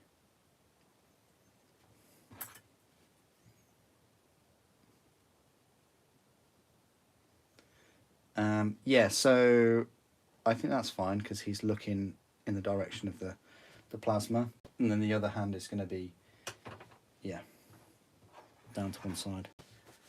You're at karate? Whoa. On a Sunday in the afternoon? Cool, well, I hope you enjoyed it.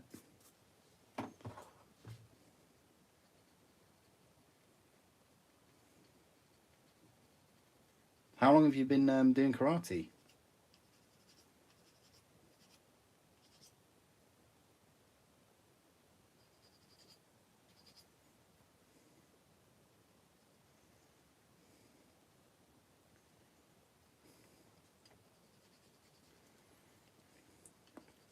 I used to do karate, but I only did it for 5 years.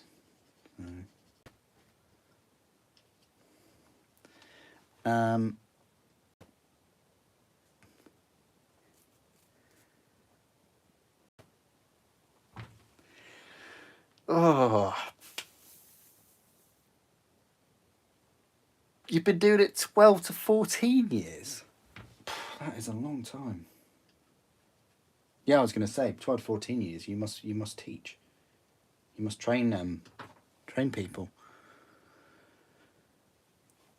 Yeah, it has been a long time, but it doesn't seem that long, does it?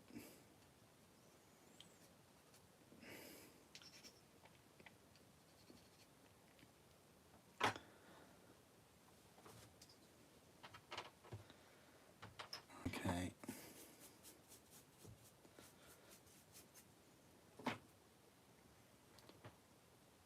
Right, so this is just time for the other arm then. So we've got a couple of things going on this part of the build.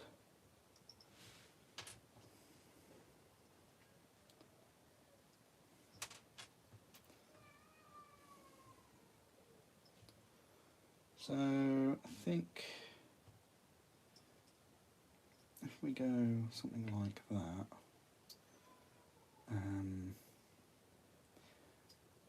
kind of want it to be at an angle there. So there, I think that's fine. So a little bit left to the bolt. Yeah, it's better to glue this side on the side of it. Okay.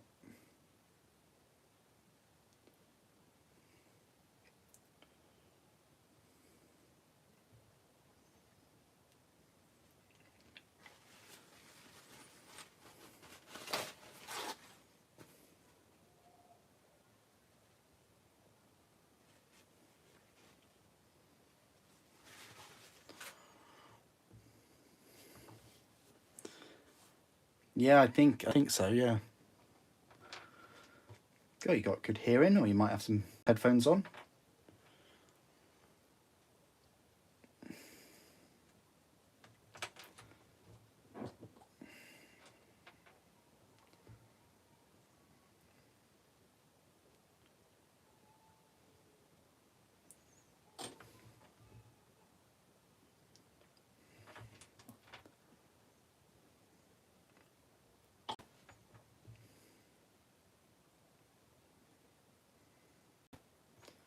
What we'll do here is we'll just get the pose right.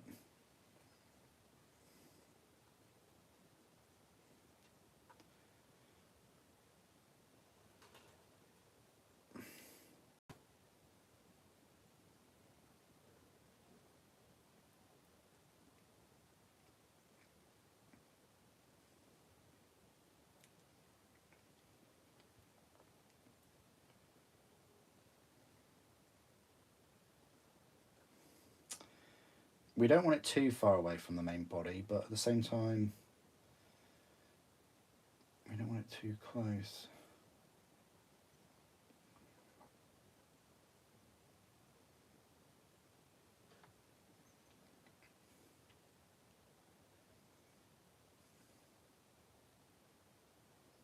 That will do, that's fine. I think that pose will be... Yeah, I think that pose will be fine.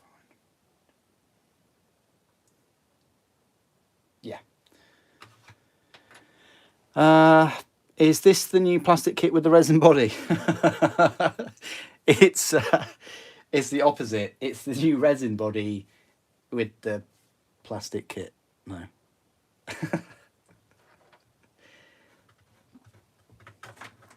I don't know, we've done quite well today, and it's still early. I mean, I'm just going to glue this hand on, and then I'm going to go and get some food, grab some food. I'll be back in probably like an hour or so, and then we'll crack on with the Thunderhawk. It's great in a way because the more I can get done building, the more likelihood there will be that I'm going to be painting in the live streams. So, you know, there is that.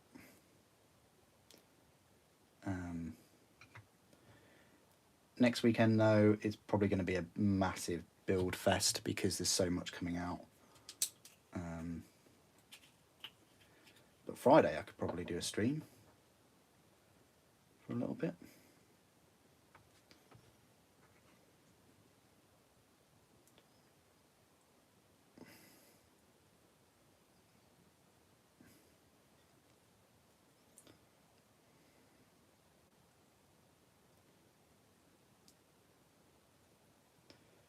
I like that. That's quite cool.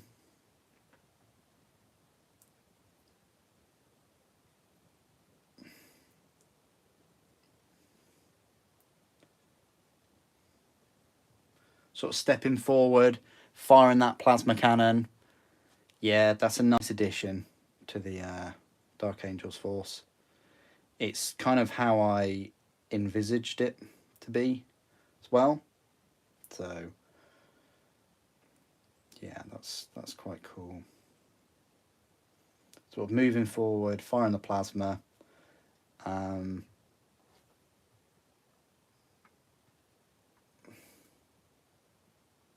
That hip isn't glued though. That, oh, it's okay. It's fine, it's fine, it's fine. We can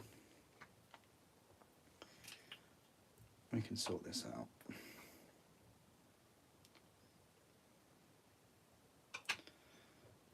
And then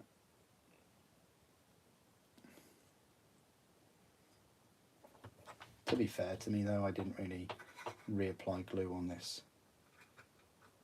base area. So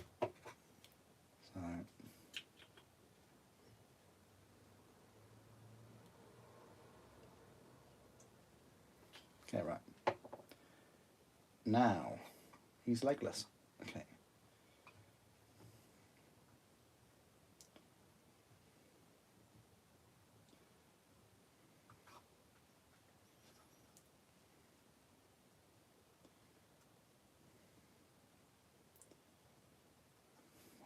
This will set him apart.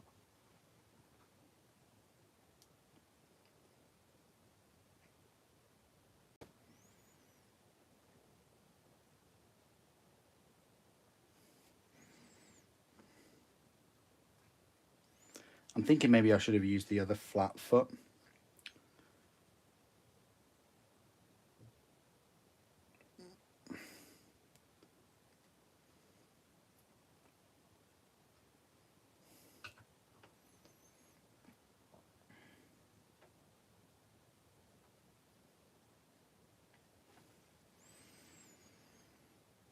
No, that'll be all right. Again, we need help with the big.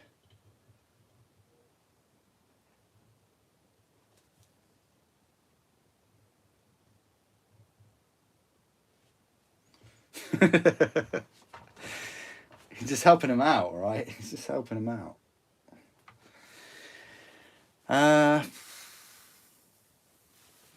How about gaming Friday and build Saturday? Yeah, could do that. Could do the live stream gaming on the Friday.